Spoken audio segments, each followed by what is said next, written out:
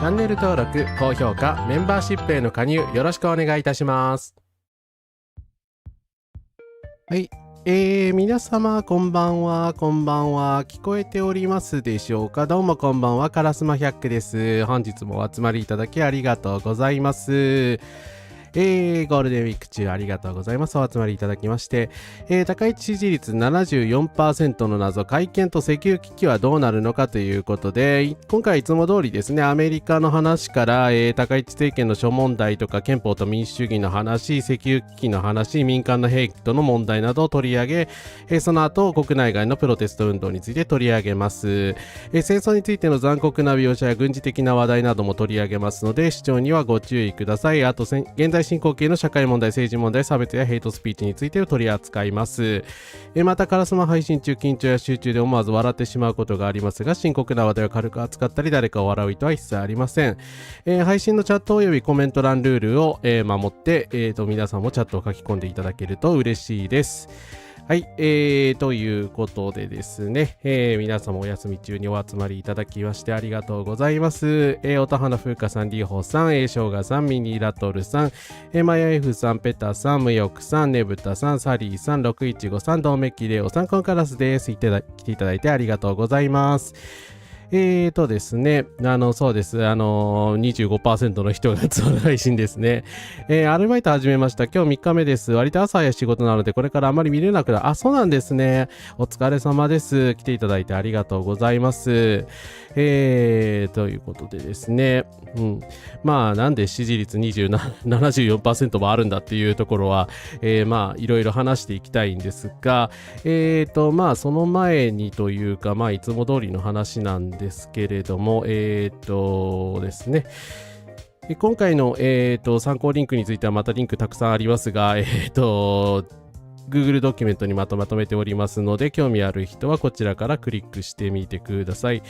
あとですね、ノートに書いてますが、今ちょっと生活などが困っております。ブースでのご支援と、引き続き募集しておりますので、ぜひよろしく、ぜひお願いいたします。はい。よろしくお願いします。あとちょっとね、皆さんにちょっと配信のお知らせ遅れて申し訳なかったんで、ちょっと先にお知らせの方しておきたいんですけど、今週ちょっとスケジュールが、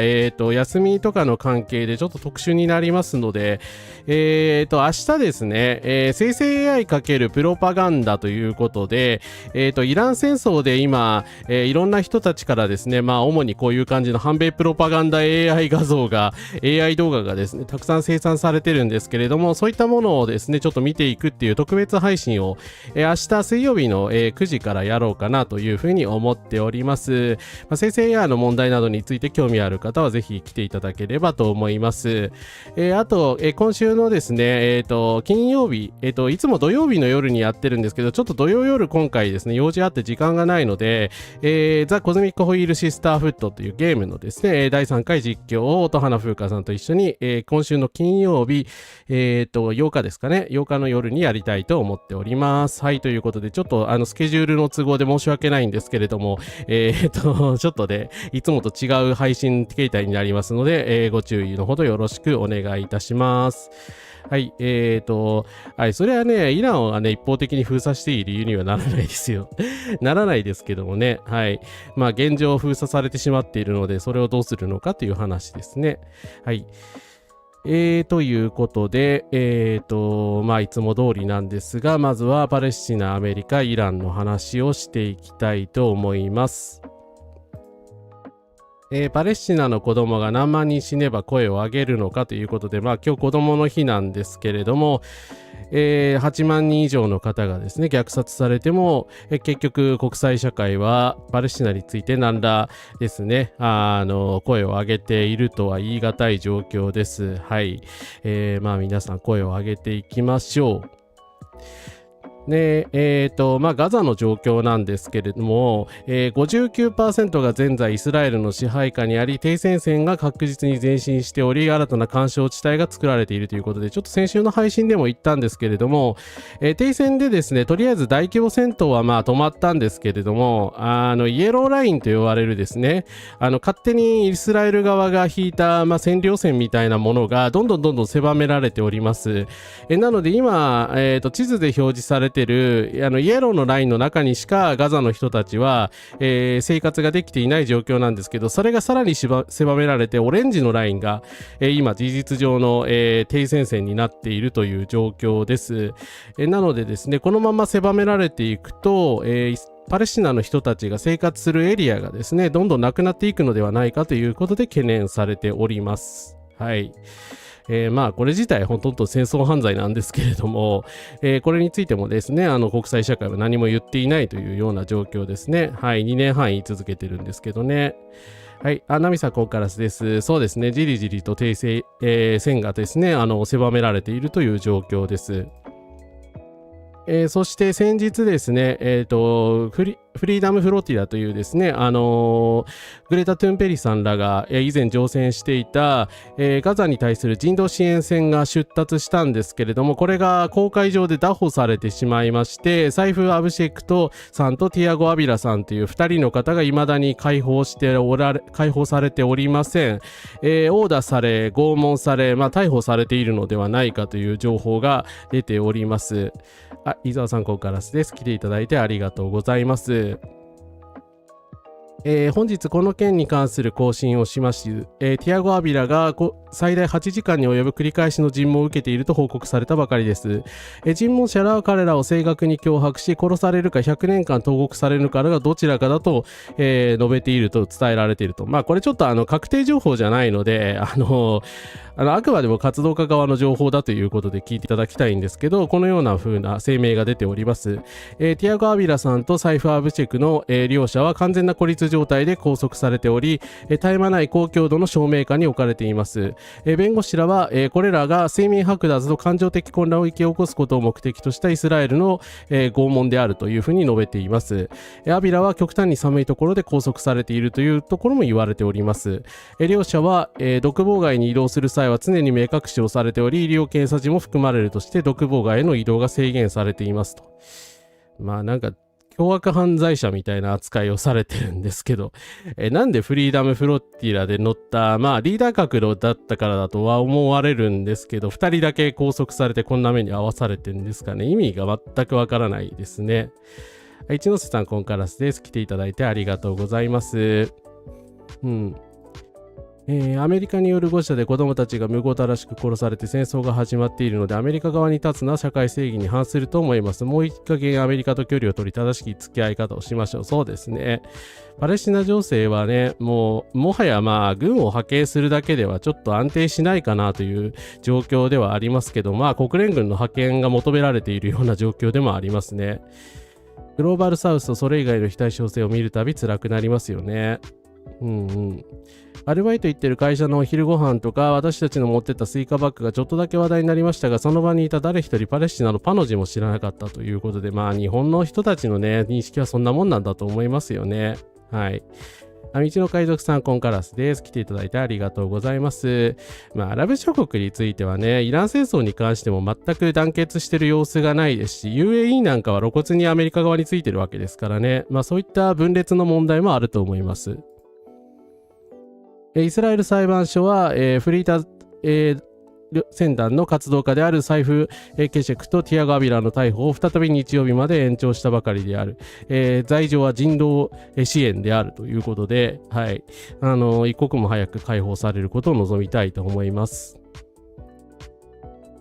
で、アメリカとイランの戦争なんですけれども、こちらもこちらでとんでもないことになっております。今日のですね、午前というか深夜に、発信されたニュースなんですが、UAE フジャイラの石油ターミナルに空爆が行われました。ホルムズ海峡周辺で再び戦争激化ということで、しばらく膠着状態だったホルムズ海峡周辺なんですけれども、4日から戦闘が再び激化していると伝えられています。アラブ首長国連邦 UAE のフジャイラにある VTTI の石油ターミナルがイランにより空爆されました。グローバルインフラストラクチャーファンドとビトルグループ、アブダビ国営石油会社が共同保有する VTTI への攻撃は事情に詳しい関係者が確認しており、公に話す権限がないとして匿名で語った。これに先立ちアブダビ国営石油会社が所有する石油タンカーがホルムズ海峡の外海側でイランのドローン攻撃を受けていたということで、イランは UAE にですね、かなり本格的な攻撃を加えているそうです。いやいや、何やってくれちゃってんのという感じなんですけど、まあ、これは、まあ、アメリカの完全な作戦失敗ですね。まあ、ホルムズ海峡の封鎖をですね、自分がコントロールしようとしていたわけですけれども、それでですね、アメリカ側について動いていた UAE の側をイランが攻撃してしまったということです。イランがフジャイラの石油ターミナルを攻撃したと報じられています。これはパイプラインの終点であり、UAE の唯一のホルムズ海峡迂回ルートです。1日あたり150万バレルの原油輸送能力を持っており、180万バレルまで拡張可能です。このパイプラインは UAE がホルムズ海峡を経由せずに石油を輸出できるように特別に建設されたものです。イランは単に連合のパートナーを攻撃しているわけではなく、彼らはホルムズを経由せずに石油を流すインフラを標的にしているのです。ホルムズ海峡を迂回する他の主要なルートはサウジアラビアの東西パイプラインのみで、4月に攻撃を受けており、1日あたりの輸送量は70万バレルすでに失われていますと。ホルムズ海峡を迂回することはできないという、イラン側のですね、メッセージですね。はい。だからですね、トランプは何とかして迂回して、何とかしようとか、ホルムズ海峡を自分たちの都合で通そうというような考えをしていたようなんですけれども、イラン側がそれに対して反撃したような感じですよね。はい。来場人道支援とか言ってて恥ずかしくないのかね、本当にイスラエルは。もう恥もへったくれもないんでしょうけどね。できる限り平和的な手段で止めるべきなんですけど、なんかこうなってしまうともう難しいは難しいですよね。虐殺してるイスラエル政府に人道とか言われたくないですね。はい。イスラエルのそうした戦略はとても巧みなのはその通りだと思います。そうですね。何十年もだから、イスラエルはですね、国連で何を非難されようと、結局、アメリカを味方につけてですね、西側諸国から非難決議を受けないように、してきたわけで、それでもあれだけ言われているわけですが、その風向きがようやく変わってきたのは本当最近のことですよね。イスラエルによるパレスチナの占領は軍事力のみにものでなく大きな構造によるものなので軍隊を派遣するだけではそうですね解決はしないと思います。結局なんか強くなったハマスとイスラエルの戦争になっちゃうだけなんで、今のねヒズボラ対イスラエルのような状況になったらまた膠着状態になるかなというふうに思います。はい。ですね。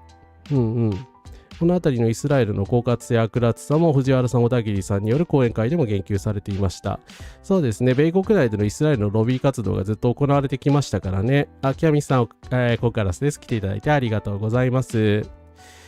で、トランプは当然ですね、UAE に対するイラン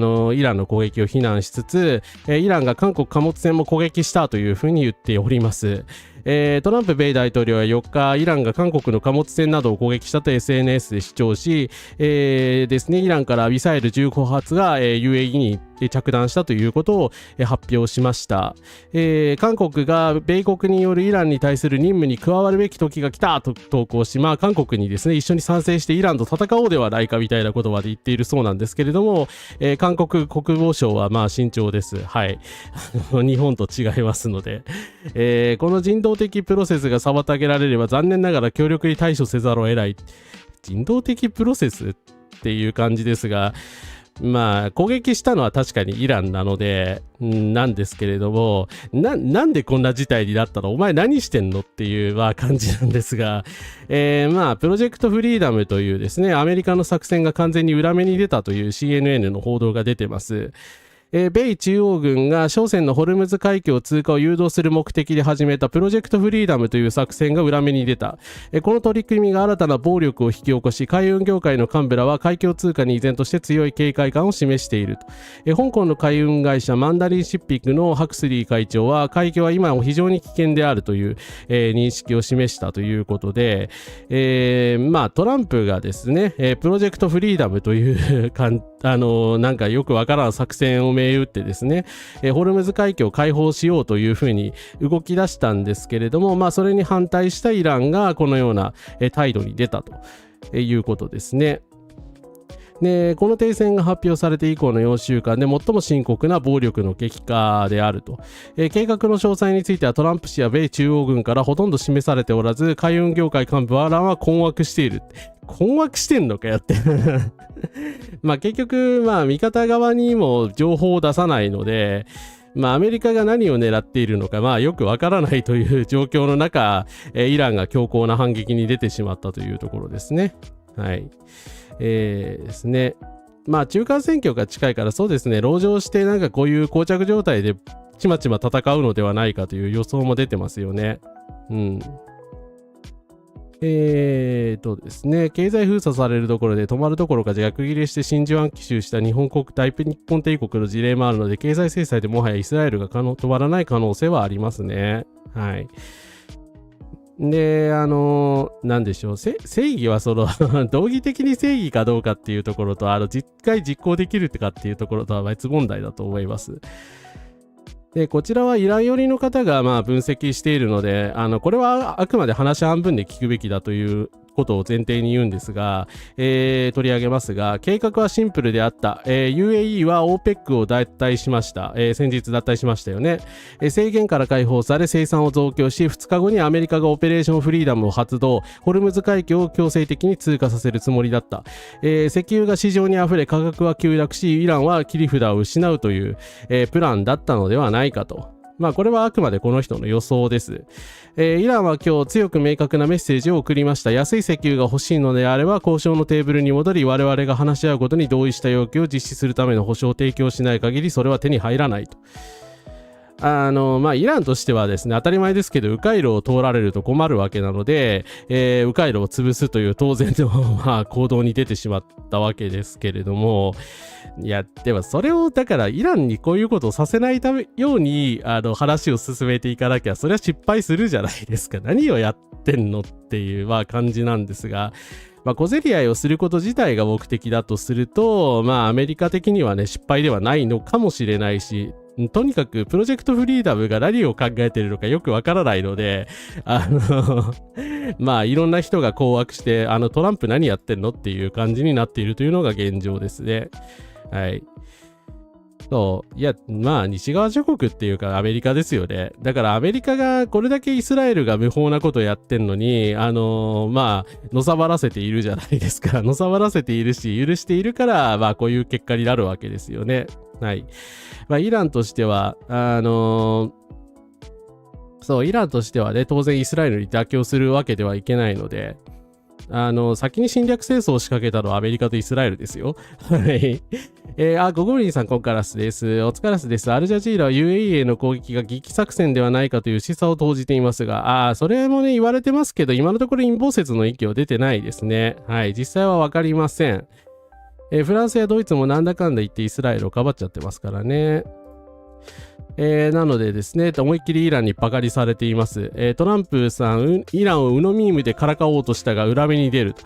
大統領はですね、このようなポストを、トゥルースソーシャルにして、I have all cars と言っているんですけど、UNO というゲームを皆さん、知ってる方ならわかると思うんですけど、これ負けてる状態ですよね。カード6枚も持ってて、しかも全部ワイルドカードなんですよ。なのでイラン大使館の方がですね、我々は少ないカードを持っているぞというような写真をわざわざ投稿しております。これ AI で作ったのかなよくわからないけど、イランの AI プロパガンダの問題については明日の配信で取り上げようと思いますが、いやー、ひどい。ひどい。世界にあんまり恥をさらさないでほしいんですけれども。というかね、これでこうやってプロパガンダ戦でもね、バカにされて負けているというのはちょっとどうなんでしょうっていう感じですね。はい。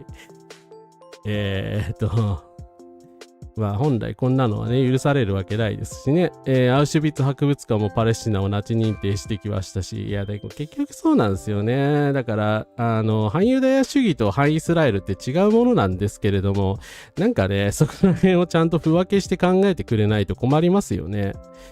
負けてて笑う。負けてたか、うのは数字じゃないと上がれないです。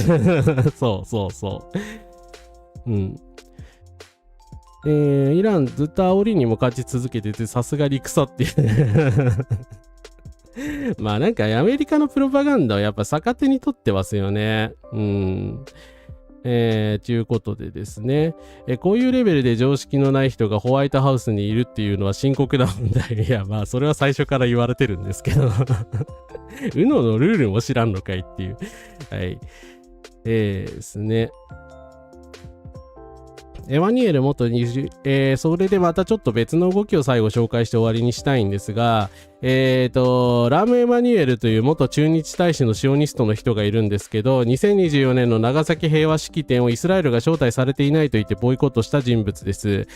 この人が、なんか知らんけど、イスラエル批判を始めました。軍事支援に異論があり、まあ軍事支援はもうやめるべきだと、イスラエルは自前で戦闘機などですね、調達すべきだというようなことを言ったらしいんですけれども、まあそもそもですね、バイデン政権時の閣僚たちは今次々とイスラエル批判をし始めてるんですが、それは人気取りの発言でしかないことは明らかです。目の前で進行中のジェノサイドに見て見ぬふりを続け、イスラエルに武器を供給し続けてきたのは他ならぬエマニュエル自身です。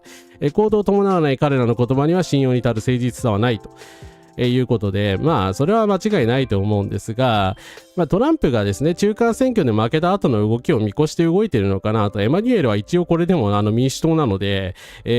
まあ、トランプがですね、完敗した場合、イスラエルとこのまま繋がっているのはいくらなんでもまずいという、まあ、世論になってきた。なので、武器輸出を停止するっていうところで決着をつけるの気なのかなという気がします。まあ、武器輸出を停止するっていうのはね、アメリカの税金をイスラエルにこれ以上投入しないっていうことで、まあ、おそらくイスラエル内部でもね、一応世論の、合意が取れる、イスラエル内部じゃない、アメリカ内部でもですね、一応世論の合意が取れるところじゃないかと思うので、まあ、その辺を落としどころにして持ってくつもりなんじゃないかという気がするんですけれども、だからイスラエルの戦争犯罪をやめさせないとダメなんだっていうまあ、全く分かってないような気がしますけれども、はい、さっさとですね、民主党も、トップが入れ替わってほしいなと思います。はい。もし下手にアメリカの落ち度を指摘して日米同盟が弱体化してっていう、それはそうなんですけれども、国際法違反のことについては指摘しなきゃダメなんですよね。はい。まあ民主党右派はいらない。ドクターパパさんはトランプの発言を時系列で並べて投稿してましたが、言うことと現実の乖離が著しいですね。うん。ということでですね。まあ、虐殺はメリットを求めてやることではありませんね。はい。で、最後に、ユダヤ教に献身するアメリカのユダヤ人として私は一つだけお願いしたいです。どうかイスラエルをユダヤ国家と呼ばないでください。シオニスト国家と呼んでください。ヘルツルプロジェクトと呼んでください。何と呼ぼうと自由ですが、ユダヤ教の名を政治的実態で置かないでください。というか、私たち関係ないんでという。まあ、声明が出されてるんですけど、まあ、そりゃね、最初からこの人たちそういう主張してるから、はい、まあ、今更な話ではあるんですけれども、まあ今ね、世界的に反ユダヤ主義が本当に盛り上がってしまっているので、それは本当由々しき事態だと思います。ユダヤ人というだけで、ユダヤ人を主語にして、このことを非難したらですね、それは反ユダヤ主義ですよ。だからそれは絶対に言ってはいけないことです。皆さんも気をつけてください。まあ言葉のあやってあると思うので、はい。大体ですね、アメリカの平和主義のユダヤ人の人たちは、もうイスラエルと我々を一緒にしないでくれって、もう完全に言い出しているので、はい。ということでですね、イスラエルはイスラエルであって、ユダヤ人の人たちとは関係ありませんので、はい。もちろん関係あるけども、そういう意味ではない、イコールではないので、そこには十分気をつけましょう。はい。ということでですね、短期的な経済利益よりも無法者と同類と見出されることの長期的デメリットの方が大きいのではないか。それはそうですね。枝豆かけてレイゴさん、コンガラスです。元駐日大使は選択的夫婦別姓だか LGBT だか推進しててネトウヨから叩かれて、その時は叩かれてましたね。でも LGBTQ 理解増進法が維新のですね、改悪をですね、通したんですけれども、その時は素晴らしいみたいなこと言ってたんですよね。どっちなんだよってまあ一応その民主党からのミッションとして法律を通せっていうことはエマニュエルは言われてたんじゃないですかね。はい。まあ、ちなみにこの人の親父さんってイスラエルのテロリストなんですけどまあ極右なんだけど、まあその息子とは関係ないけどさ、戦争以降日本はロシアや中国から輸入を増やしているのにどこから狙われるのかまあユダヤ教徒じゃないシオニストの方が今世界的に問題になってますからね。だからそういう意味でもやっぱりユダヤ人の人たちと一緒にするのは二重に不当だと思います。いわゆるキリスト教シオニストの人とか、まあその別に宗教的なこと信じてないけどシオニストみたいな人の方がよっぽど立ち悪いので、はいですね。ジェノサイド上の時のブリンケン国務長官が忘れた頃にボソッとパレスチナを心配する。あれは腹立ちましたね。だからお前のせいやろってブリンケン何やったか覚えてないんっていうはいですね。ということで、イスラエルと、アメリカのとりあえず話でございました。ちょっと短めでしたが、ということで少しお水飲ませてください。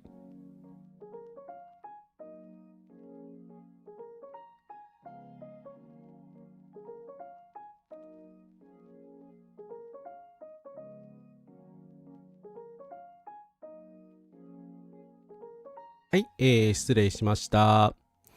はい、ということで、まよひさん、こんからすです。やっぱりね、マスおやすみなさい。ありがとうございます。ありがとうございます。お疲れ様でした。おやすみなさい。すいません、お付き合いいただいてありがとうございました。おやすみなさい。日程の植民地支配を正当化はできないですね。はい。ちゅうことでまあいいや。とりあえず、ちょっと待ってくださいね。そしたらですね、これからすいません、皆様お待たせいたしました。高市政権の支持率 74% は何なんだこれはというちょっと話をしていきたいと思います。高市内閣の支持率 74.2%、 先月調査から 2.7 ポイント上昇ということで、最新の JNN の世論調査で高市さんの支持率が先月調査から 2.7 ポイント上昇して 74.2% になりました。一方、支持しないと答えた人は 0.6 ポイントだけ上昇しましたが 24% で大して変わりませんでしたと。でまあこのですね世論調査を見てなんか不正調査だとか結構陰謀説に傾いちゃってる人が割と見かけるんですけれども、それはさすがに陰謀論なんでやめた方がいいですよ。世論調査は世論調査なんで偏ったサンプルである事実がもしかしたらあるかもしれませんけれども、こういった結果がですね電話調査で今回出てるんですけれども、電話調査ってちょっと偏った結果になりやすいとも言われているので、まあ下はですね毎日新聞の 53% から 74% まで結構幅があるわけじゃないですか。なのでその中間ぐらいやっぱり 60% 前後が実際の支持率であるっていうのがまあ妥当な予測ではないかと思います。ただなんでこんなに支持率に幅があるのかは謎ですけどね。ソ連の南下を防ごうと満州国作ったらむしろ大日本帝国の勢力圏が直接ソ連と国境を接することになってるからだいぶ危ないことしてましたね。で、これについてもですね、まあ、それにしても高いですよね。なぜデモは広がり、高市政権の支持率は高いままなのかということで、まあ、いや、ちょっと待てよ、不正だって TBS の不正だと言っている方にはぜひこれ読んでほしいんですけど、まあ、有料記事なんでちょっとあれなんですが、伊藤正明教授っていう方がですね、まあ、ネット右派の研究とかもしてた方ですけれども、結構妥当な分析をされてまして、まあ、朝日新聞いろいろあるんですけど、このですね記事についてはまともな内容ではないかと思います。まあ、イラン攻撃によって不安心理が高まり、まあ、戦争反対デモに行く人が増えた、まあ、私もそうですけれども、10年前の政治状況と今は似ており、安倍氏と高市氏は政治家としては右派的で、まあ、安定多数を確保し一強状態になっていると。で安保の議論はただでさえ複雑に分かりにくいのに丁寧な議論をすっぱ飛ばしているので、まあ、反発が広がるのは当然であるということで、デモがね5万人規模とかになっているのは、まあ、全く不思議ではないということを言いつつも、も、高市さんの支持者の人たちには全く違う光景が広がっていると。ここ以降有料部分なんであれなんですけれども、多くの政策よりもですね、キャラクターとして消費されていると。これ推し活選挙がどうとか言われてた時と同じですね。で、伊藤さんは TikTok での高市さんの動画をいいね順で並べて研究してたらしいんですけど、上位に並ぶのが全部自己啓発系の動画ばっかりで何十万ものいいねがついていると。で、みんなが古い政治の論理に飽き飽きする中で、女性で明るいというイメージの高市さんは有権者にとって新しい存在だと映り、日常に閉塞感を感じているボリュームゾーンの人たちに積極財政、強い安全保障といった言葉は、なんとなくいいじゃないかっていう感じで、高市さんって徹底的にポジティブなことしか言わないので、ポジティブな人の方がいい、新しい人の方がいいというところで、支持されていると。で、細かいそういう安全保障の議論とかについてはそもそも興味ないから知ったことではないと、いうところで、実際そんなもんじゃないかなというところだと思います。イメージの問題なんですよね。だからそもそもイメージ先行で支持されている人だから、当然イメージが大きく崩れない限りは支持は下がらないというところだと思います。はい。そう、雰囲気が明るいと感じられてるらしいんですね。私は全然そう思わないんだけどそれはある程度実態を知ってるからであって、そういう政治に興味ない人にとっては彼女の明るくポジティブで笑顔な感じがいいんだというところなんだと思います。そうですね、残念ながら不正ではないと思います。取るところで取ったら 74% ぐらいの支持はあるっていう話だと思います。そう、肌感覚でもやっぱり6割は納得いく感じあるじゃないですか。ふわっと支持されてますよね。自分のリアルな周囲とか見てもふわっとした支持っていうのが大きいと思います。そうですね。オイルショックの X ではまだ来ないと思いますけど、ちょっと高市さんなのでね、不安でしかないですよね。斉藤元彦ってそれはネガティブ外注してたし、職場で高市にいいところはないと言いまくっているのに、そういうのがあんまり広がってない感じですよね。球体ゴナさんこんばんは。来ていただいてありがとうございます。確かにキャラクターに弱いのありますよね。よく考えたらまで言ってない印象ですね。はい。ポジティブって時に現実逃避になるから何でもかんでもポジティブっていうのは好きじゃありません。全然わからない。俺たちは元気で政治をやっている。いやでもマジでそうなんだよな。だって雰囲気で政治やってるじゃないですか、高市さん。雰囲気を使って雰囲気がいいっていう人に支持されてるでしょ。それはだって支持者の人たちを認めるとこじゃないんですかね。コンカラス、ノミネーさん、シンズさん、コンカラスです。来ていただいてありがとうございます。高市さんがキャラとして消費されている最近側近に中道の悪口動画をアウトソーシング。そこですよね。だからそれがもうちょっと情報として広がればいいんじゃないかと思うんですけど、その話後でしますが、選択的夫婦別姓も同性婚も実現してくれる。それ本当に思われてるらしいですからね。はい。しないよってするわけないでしょ、極右なんだから。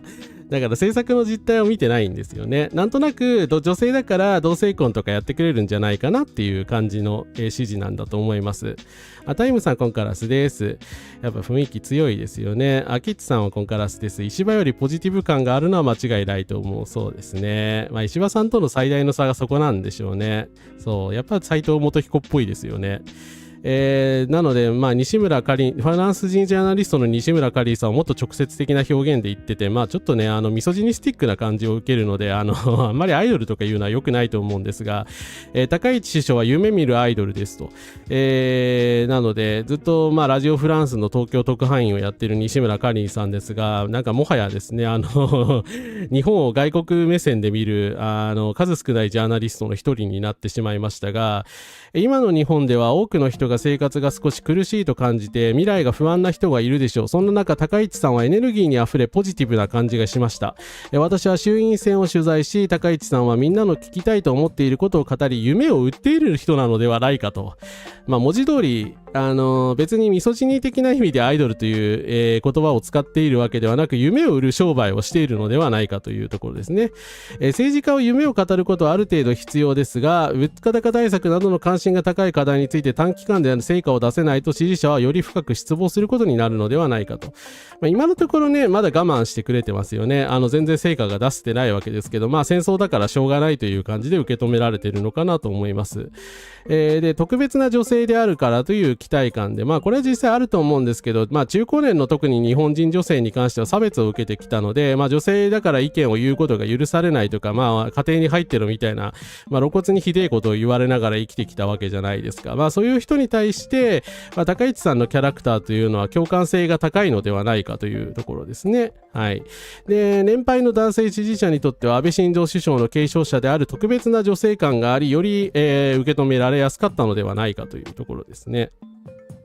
なのでやっぱり中高年の支持が高いっていうのが高市さんの特徴でもあるわけですけれども、よく若者支持ばかり取り上げられますけど、そんなことないんですよね。中高年の支持がやっぱり一番高いので、特に、中高年といってもですね、高齢者と言われるよく言われる70代以上の人ではなく、それ以下の人たちのそうですね、が高いので、それはなぜかっていうと、この明るさとかですね、エネルギーを持っているというイメージなんだと思います。はい。ですね。共産党に核保有を勝手に期待して支持する人とかいない。それはいないですよね。そこがやっぱイメージの違いですよね。共産党といったら、なんかね、軍拡にとにかく反対みたいな、それ間違いではないわけですけれども、そういうイメージでなってると思うんですが、高市さんの場合もね、やっぱりイメージ的にそうなわけですよね。自称リベラルで高市知事っていうのは、ネオリベ的な人たちだと思いますよ。ネオリベ的な人たちが多いと思うし、実際だから同性婚とか実現してくれてるとか前向きだっていう風に思われてるから支持してしまうっていうところがあるんじゃないですかね。安倍晋三から実際破門されてるんですけどね。はい。ドラム叩いてもディープパープルと面会してもドナルド呼びして抱きついても高市っていう夢は見れない。はい。私も全く夢は見れないんですけれども、はい。ですね。だからイメージ制作っていうか、イメージというかね、自分の良いところを売りつけるっていうところでは、高市さんは大成功しているんだとは思います。はい。欲しがりません勝つまでは社会を変えたいですね。日本全国ポジティブ病なの、ポジティブ病って言い方はちょっとどうかと思うけど、なのは感じます。かつて真面目でリスク管理を好んでいた日本人が政策の中身は知らんけど、なんとなくで高市政権を応援し、備蓄を切り崩しているのに補助金で無制限にガソリンを使い、亡くなった時のことを考えておらず、現実的な話をする人を弾圧するということでですね。実際こういう感じのね、支持者の人非常に多く見られるので、はい。なんかね、やっぱりポジティブなところに夢を見てんのに水差さないでほしいっていう気持ちが強いんじゃないかなというですね、気がします。そう、ふわっとしてるやっぱりニュースに触れる人とかね、ふわっとした支持みたいなのがね、強いんだと思います。はい。ナノクラフトさんここからです。来ていただいてありがとうございます。そしてなんか内閣広報室施行アカウントというのがですね5月1日からスタートしたんですけども、漫画宇宙兄弟で主人公ナンバムッタの恩師、ナンバだったっけ、ごめんなさい、シャロン博士は、こう言ってムッタの背中を押します。迷った時はね、どっちが楽しいかで決めなさい。いい言葉でしょう。高市総理の自由で開かれたインド太平洋の政策スピーチ全文です。お時間があればぜひご覧くださいということで、これちょっとなんか C 内閣広報室って書くようになったのでちょっと流すわけにいかなくなってしまったんですが著作物なんだどっちが楽しいかって制作決めてんのっていうですねちょっとすごい宇宙兄弟私読んでないのでどういう文脈の発言かよくわからないんですけど、ちょっと恐怖感がありますよね。すごいな、これ内閣公式でこれ書いちゃうんだっていうですね。楽しいかどうかで決めたので党首討論が欠席しますし、中東との食事会も欠席しますし、ディープパープルにサイン入りスティックはプレゼントしましたっていう。実際確かに高市さんって自分が楽しいかどうかでそういう政策とか決めてるような感じはするので、楽しいからいいっていう風な人たちとは、いや何がそれで楽しいからいいじゃないですか、問題がどこに問題がっていう、ですね話になっちゃうのかなという気がします。このくせ弱者には徹底的にネガティブな態度を取るぜ、なんでやっていう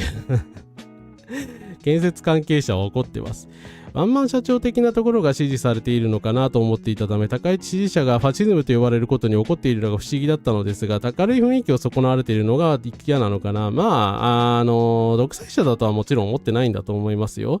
でもワンマン社長が好きな人って、権威主義者なんで、自分から言うのに、親しめる、ああいうのをね、支持してしまうっていう話ですよね。これ内閣広報の仕事なのか、意味のない広報だよ。これから日本は今の世代も次の世代も出会わすには困らないっていうのはポジティブですよね。結局あれポシャりましたけど、有明の憲法集会に初めて参加してきまして、例年はどうなのか比較できないのであれなんですが、建設業関係の方々大勢参加してました。一番被害を被ってますからね。明るいファシスト、政治だぞ楽しいからという簡単な基準でやっちゃダメだと思います。ガソリン価格控除は問題あると思うんですが、あまり問題視されて、そうですね、一部ガソリン補助金使ってですね、ああやってだから価格を統制してですね、非常に問題ある政策だし、だから節約しなきゃいけない時に補助金を突っ込んでるっていうことで大問題だと思うんですけど、安くなればいいんだみたいな支持者の人が結構多いのかなと思います。はい。である研究によると、自分と意見が違う相手との会話を自分から打ち切ってしまう可能性は保守派よりもリベラル派の方がはるかに高いのですということで、朝日新聞が煽った記事をここちょっと出してるので、ちょっと民主主義の絡みで注目したいのですが、保守派の方がまだ相手の話を聞く姿勢を持っているのです。皮肉な矛盾なのです。左派は自分たちをコスモポリタンで多様性に開かれているなどとほざいていますが、そんなことありません。保守派を排除しているのではこの人たちの方なんですということで、右翼の人たちにすごいこのアーリー・ホックシールドさんという人のインタビューが絶賛されているんですけど、読む価値ないので別に取り上げませんが、中身を見るとそんなことはなくて、基本的にトランプを批判する文脈で、最後のところでですね、こういう多分民主党批判の意味合いでこういうことを言っているんですけれども、別に日本のリベラルをディスっているわけではありません。でトランプを支持する見捨てられた白人労働者層というナラティブが2016年以降10年間にわたってこういう人たちによって語られ続けているわけですけど、なぜかその都度新発見したかのように、そういった人たちの話を聞かなかったから悪いみたいな、10年前からでもこの話されてるんですよね。いや10年間トランプは話聞き続けてそういう政策をしてきたんじゃないのって、なんで未だに苦しいままなのってどういうことなのって、騙されてるってことじゃないのっていう話なんですけれども、これは朝日の切り取りにも悪意があるとしか思えないですね。はい。で、気づかないことを承知で言いますが、朝日の記事を本気にしている人たちはいい加減リベラルが右翼と対話しない態度が悪いのではなく、チェイニー親子を選挙戦に引き込んだり、ジェノサイドに抗議するまともな人たちを笑い物にして左派を無視しているから負けている可能性に気づいてくださいということで、私はこの通りだと思います。だってこっちがさ、パレスチナの虐殺は良くないよみたいなことを言ってもさ、いやーだってイスラエルとのお付き合いがあるからブジャブジャブジャブジャブジャみたいなこと言ってたのが、ずっと言ってたのが民主党系のリベラルな人たちじゃわけじゃないですか。そりゃムカついて投票しなくなるでしょ。当たり前の話ですよね。私だって投票したくないもん。多分いやいやながらも多分ハリスに投票したと思いますけど、絶対民主党は支持してなかったと思いますね。ジェノサイドに加担するようなやつをどうやって支持しろっていうんですかね。だって日本だってね、令和の人とか一部の人とかイスラエルのねイスラエルに訪問しに行ったりしましたけど、とんでもない話ですよ。なんで虐殺国家の味方するようなやつに味方しなきゃいけないんだという話だと思うんですけど、ということでですね、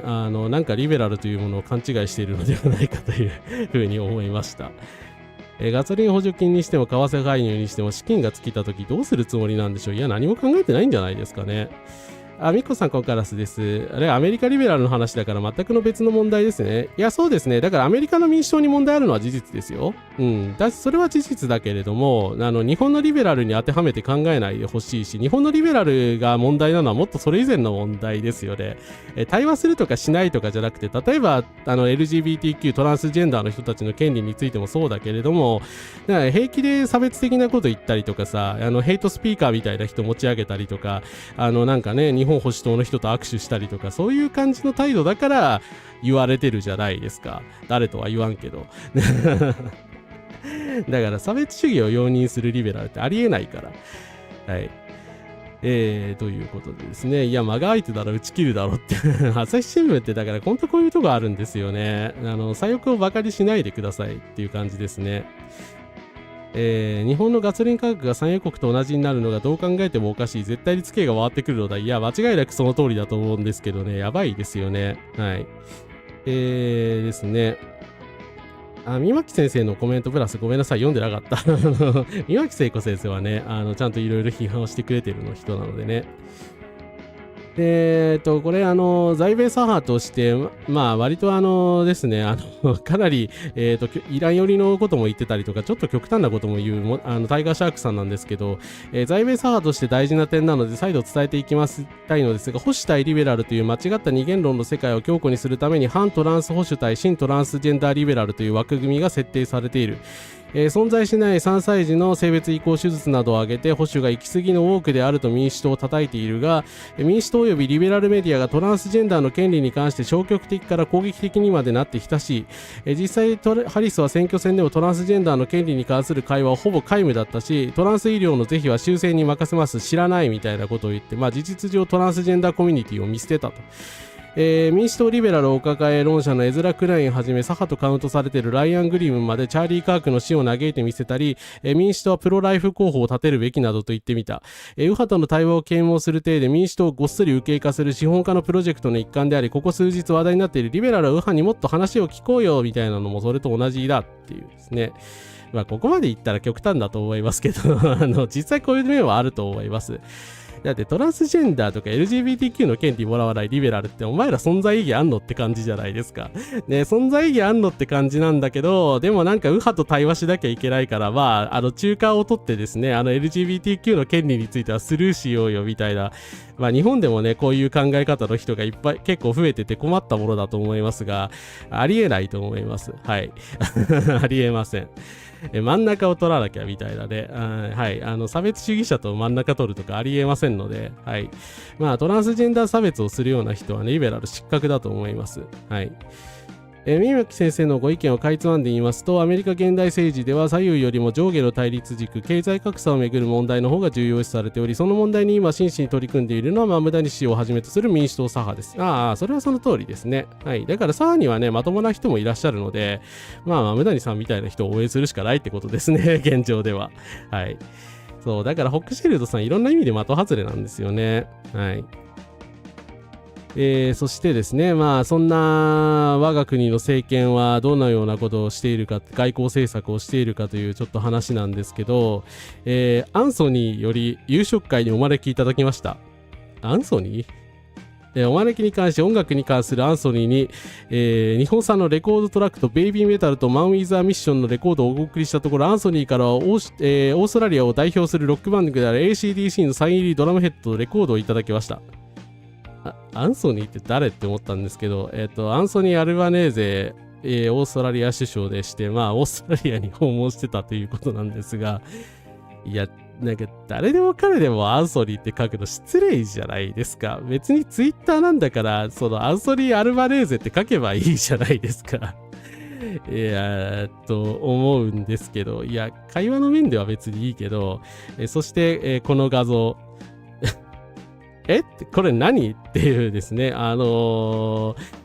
ニー連呼してて、外交文書へのサインもふざけすぎているということで、オーストラリアに到着した来訪者のサインとしてですね、早苗高市って書いてあるんですけど、これわかります？早苗の S のとこになんか顔文字が書いてあってにっこりしてるんですよ。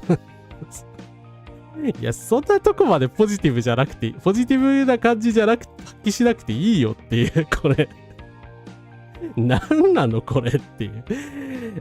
観光客じゃないですよね。日本国首相ですよね。観光客じゃないんですから、いやー、ちょっとすごいなって思いました。こんなサイン許されるんだっていうですね。はい。ケイトさん、ここからです。もう、ダッサ。普通にセクマイを気持ち悪いとか攻撃する。いや、だからそもそもそういう人はリベラルじゃないからね。はい。全然皆さんね、お疲れだと思うのでね、いや、なんか疲れてきたわっていう感じだったら、後でゆっくりアーカイブ見てください。はい。サインに絵文字とやばすぎる。ファミリーが筆記体でファミリーネームがブロック体なのはどういうことなんでしょうか。大学 E メールのユーザーネームじゃないんだから。ちょっとカリスマの発揮の仕方が古いのではないでしょうか。習近平は漢字でサインしてるぞ。日本語で書いていいなら日本語で書いた。いや、日本語で書いた方が良かったと思いますよ。ですね、私、さすがに、だから前の人たちとかが、ちなみに西村かりんさんは私が夢を見ているのかというコメントを寄せられております。名前の S を絵文字に変換させているのかという、少なくともまあフランス人の彼女にとっては驚きだったようですが、私調べました。岸田文雄さんがそういう感じでキッシーみたいなサインをしてたらですね、高市さんに対する誹謗中傷になっちゃうじゃないですか。みんなそういうサインをしてるのになんで私だけ否定するんだ、ミソジニーじゃないのかみたいなことを言われたら困るんですけど、G7 のサミットがあった時のサインがこれですね。内閣総理大臣岸田文雄、漢字じゃん。核兵器のない世界を目指すために戦ってるとはあまり思えないですけど、はい。ちなみに、オートペンとか揶揄されたジョー・バイデンさんはですね、まあ、ジョー・バイデンと読みやすい、サインでございますね。リシ・スナークもいないですが、エマニュエル・マクロン、ジャスティン・トルドー、オラフ・ショルツ、みんな大好き、ジョルジ・メローニ。メローニさんが一番ちょっと、まあ、高市さんっぽいっていうか、芸能人のサインっぽいんで、まあそこをちょっと共通項を感じなくもないんですけど、さすがにメローニさんでも別にわざと崩し尻してる感じはないですよね。まあ、ちなみに一番はっちゃけているのは、まあ、ウラディミル・ゼレンスキーという人でして、なんか芸能人のサインそのままなんですけど、まあ、もともとこの人芸能人なんで、まあ、しょうがないかなっていう感じではございますが、ゼレンスキーよりはっちゃけてるってどういうことなんですかね。すごいよな。サインをどう考えてるのかと思うと、いや、でも首相官邸でこれ一生懸命考えたんじゃないですかね。サインどういう風に書いとこうかなっていうの。それ怖いですよね、マジで。考えなくていいから。あなたが考えるべきはそこじゃないと言いたくなります。ネットはまだ見ないようにすればいいけど、職場で差別発言はきついですね。パスポートのサインが公式正式なサインです。早苗はパスポートに絵文字使ってるんですか？絵文字なのはいいとしてなんで名字が全部大文字なんだよ。まあ、突っ込み始めたらキリがないですね。まあ、せめてゼレンスキーさんみたいに全編やっぱりその英語サインであるか、岸田文雄さんのように開き直って漢字で書いた方が良かったんじゃないかなといういや別に先方は OK してくれてるんでそこはいいとは思うんですけどもそういう問題ではないのかもしれないですね。サインに特徴ある人はいても絵文字のような書き方する人は珍しいですよね。マウント取れる服、サインとか考えるのに忙しいということで、はい。なので、まあ、ただこういうことを情報を示しても、高市さんに好感度高い人はですね、おそらく支持は揺らがないと思うんですよ。いや、高市さんがちょっとお茶目なことしただけじゃないですか。そんなこと揶揄するなんて、なんか左翼は陰険ですね、みたいなこと言われると思うんですけど、はい、陰険といえば、高市首相の公設第一秘書木下剛氏はメッセージ上で具体的な中道批判を次々と依頼している。安住のポケットに手を突っ込んだ演説、公開することを前提に、取られているのに足を組んでの食事、とても日本人としての道徳心とは思えません。皆さんに知らしめてやってください。はい、なのでですね、誹謗中傷動画を1日100本から200本作らせ、ご飯の食べ方を攻撃し、挙句の果てに落選した他党候補者に対して害獣と平気で言える人間が総理大臣の公設第一秘書。信じがたい行為だと思います。こんな人間が権力の側にいてはいけませんということで、文春のこの例の話題になっている記事なんですけど、一応私、文春の本誌の方を買って読みました。はい。まあ、大体書いてある通りの内容でしたね。LINE のね、画像とかは見た人も多いと思うんですけど、あれ以外の新しい証拠とかは特になかったですが、まあ、誹謗中傷動画については1日100本ぐらい作らせていたということはですね、原文で書いておりました。はい。あくまでも文春報道なので、裏付けされている内容ではないんですけれども、まあ、そうだよね。いやまあこれでも高市さんのポジティブなイメージが全部崩壊しかねないスキャンダルだと思うのでぜひ、各紙は追及してほしいと思いますし、いや追及しなきゃダメだろって思いますね。はい。吉村に民間感覚としてありなのか聞いてみたい。政権が差別主義者を後押ししている。やばいストリーマーのファンネルまんまでは最近政治の話を堅くなに拒否する人が自民党支持を続けているのでは、まあふんわりした支持の人たちはそもそも政治に興味ない人たちでしょうからね。性的を害獣、それめっちゃファシズムじゃん。政治の話をするなっていうのは極めて政治的な行動です。この動画の件、新聞テレビがだんまりなの怖いっていうことで、未だですけども、とりあえずその文春の記事が実際ね、根拠があるかどうかはわかりません。まだわからない段階ですが、私が文春の記事読んだ限りだと、ですね、LINE のスクリーンショットとされているものも全部、公開されておりました。はい。なので、それは自分の目で確認しています。ただ、あくまでも文春なので、以前にも日和ってですね、なんか、いや、報道してたじゃんっていう感じのことを引っ込めたりした団体です。媒体でもありますので、確かに文春報道だけで今それ決めつけたら早計です。はい。それは注意すべきだと思いますが、これは裏取りしなきゃダメでしょう。新聞各種メディアは。むしろ高市さんを守りたい人たちがですね、一生懸命これ、あれしなきゃダメだと思いますよ。まあ、このまま広まったらですね、訴訟沙汰に発展しかねないと思うし、まあ、私は中道の人たちは訴えるべきだと思ってるんですけど、はい。まあ、事実ならとんでもない話なのでね。うん。まあだから早苗東君のね松井健さんとかがねまあこういうことをおそらく弁習に垂れ込んでいる張本人であるっていうふうに言われてるわけですから彼に聞いてみるべきですよね。本当にこういうことあったんですかってはいちゅう話ですかね。まあ本文のね最後の方について一応確かあんまり言うとね文春ってすぐ著作権違反だって怒ってくるのであんまり読めないんですけど、首相就任につながった総裁選そして衆院選を通じて高市陣営が密かに手を染めていたと言われる SNS の動画作戦この実態について高市首相は自ら真実を語るべきではないかというふうに締めくくられております。まあそりゃそうだろうなと思います。まあ本当だとしても正直あんまり驚きがないんですけどね。文春は日和らないでほしいですね。最後まで責任取って言えやってお前覚悟決めてこの記事書いたんだろうって感じがしますが、ただノーボーダーあたりの尻尾切りのからのリークって考えるとそうですね。だからノーボーダーがかなり言われたじゃないですか。溝口さんとまあ松井坊さんが、高市さんを罠にはめたみたいなことを言われて叩かれまくったのでその復讐じゃないかっていうふうには言われてますね。だからまあ右翼の内毛場なんですけどまあでもね実際被害であってるのは中道とかリベラル側なので、はい、そこは強く言っていいと思います。まあ赤畑さんは動くでしょうね。自民党のネット工作は過去に遡れたくさん出てきそうではあります。ジェンダー不平等を指摘したら裏金は政策実現の費用と断言する若汁顔のおっさんに20歳過ぎたら男女は平等とかは諭されましたって。それは男女差別ですね。すごいな。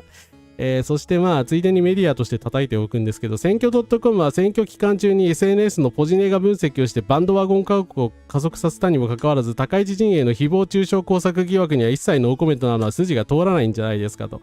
まあ不偏不当だと言っている選挙 .com さんなんですけどもめちゃくちゃ面白いデータがありますって言ってこんな感じでまあ出してたわけですね当時から。まあ彼ら分かってたからまあ当然もちろん関与はしてないと思います。誹謗中傷工作とかには関与してないと思いますけど立憲とか中道に関するネガティブ動画がたくさん出ていたことに関してはですねおそらく表示されていたと思われますんで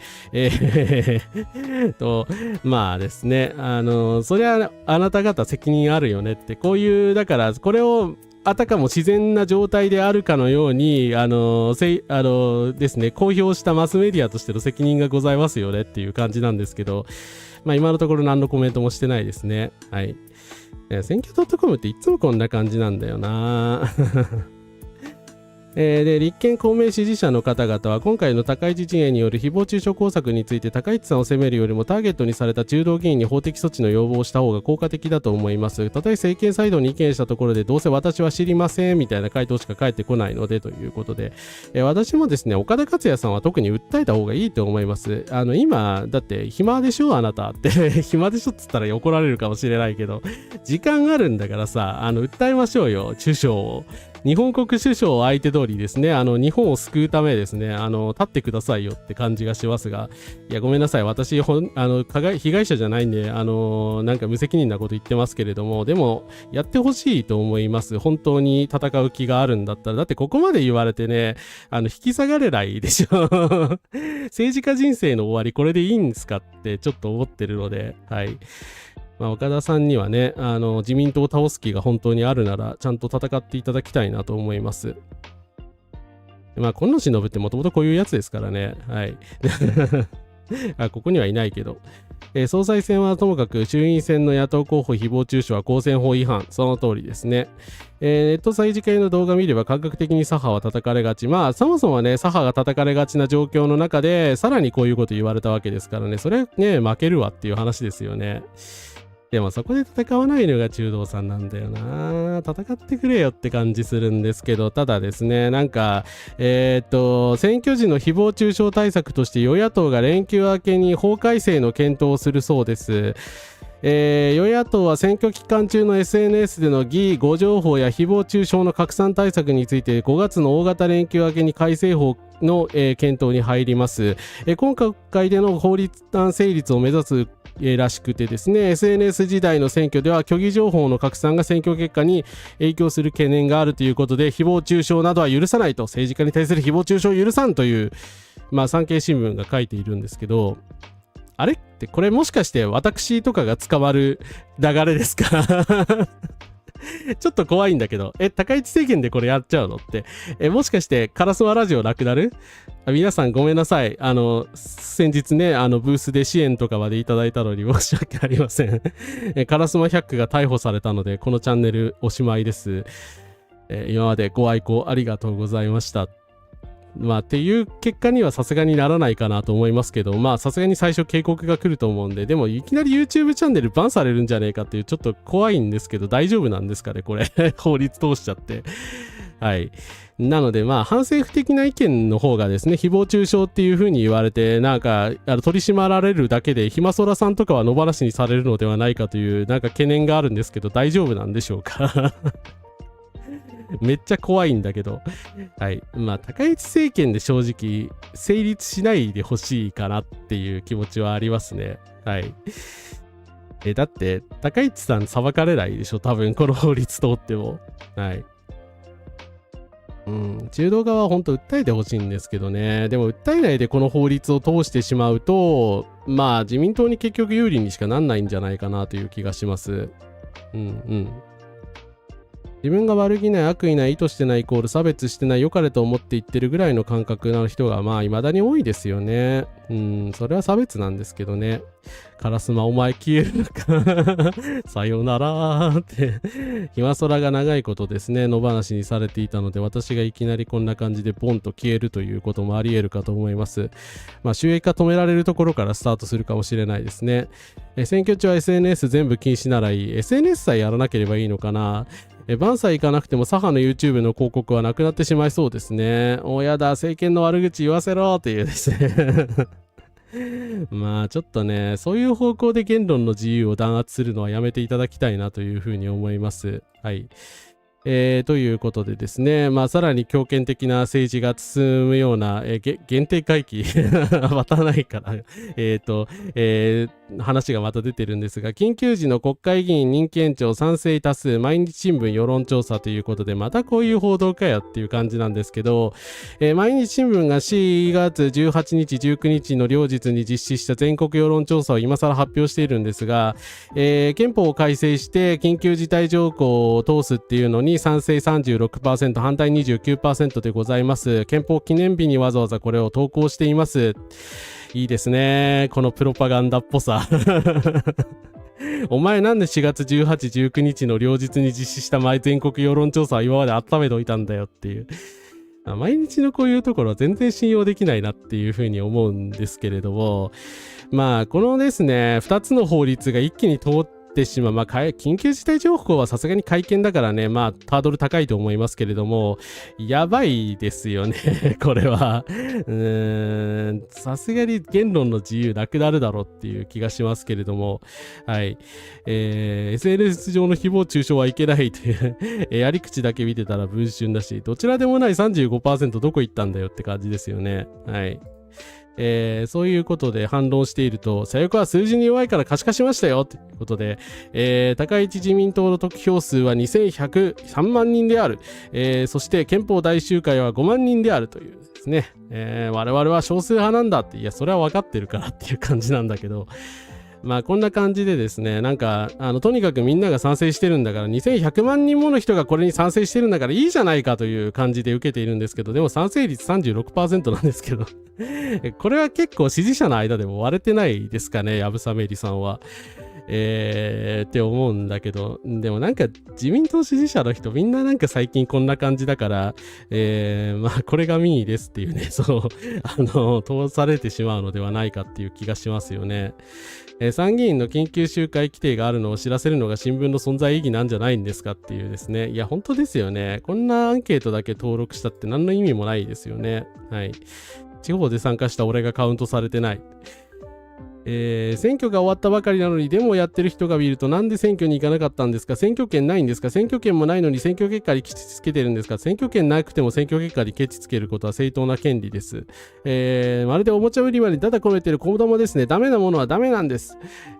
その他、いやいや我ら主権者が選んだ代議士なんだから、その選んだ人の指示に従うのが民主主義です。あんたらもしかして間接民主主義を知らないんですか。昔は左翼っていうのはインテリの集まりだと思っていたが、今は間抜けと年寄りの集まりになっていますね。政府を縛るキビスという発想は日本の左翼特有の思考です。自民の言ってることの方が正しいんです。学校教育で左翼教師の変更した考え方が広まっているのが憂慮すべき事態だということです。ということでですね、憲法は国家権力を制限するものだという自民党のアームズ魂さんの発言に対するこれなんですけど、すごいなまあなんかこういう人たちにそりゃ民主主義やらせたらね、こんな感じになるよねっていう民主主義へのくさびですね、失礼。民主主義への認識がやばいなっていう感じがいたします。緊急事態条項はね、割と右翼の人でさえ結構批判してるんですけどね。はい。どれぐらい時代を巻き戻したいんでしょうかね。案内参考カラスです。来ていただいてありがとうございます。我ら主権者が選んだ代議士なんだからって言ってるけど、いや、それ間接民主主義じゃないからね。はい。まあこんな感じでですね、まあこの人叩かれてたんですけど、別にこれ得意な見解じゃ実はないんですよね。私憲法集会でこれ教えてもらったんですけど、2021年のアンケートでは、反立憲主義者の方が日本人は多いという結果がこれ出てるんですよ。これどういう、まあ、アンケートを取ったかっていうと、ですね、A がいわゆる高市さんらの言っている国の理想の姿を憲法は示すものであるという考え、B が憲法は国家権力を制限する具体的なルールであるという考えで、どちらが正しいですかというふうにアンケートを取ったら、 A の方が正しいと思った人が 48%、 B の方が正しいと思った人が 34% という結果だったんですよ。まあこれ多分ね A の人もっと増えてると思うんですよね。なので我々は少数派です。実際立憲主義者って 25% ぐらいしかいないのかもしれません。だから残り 74% はね、まあ高市さんの支持者だと考えると、まあ特段も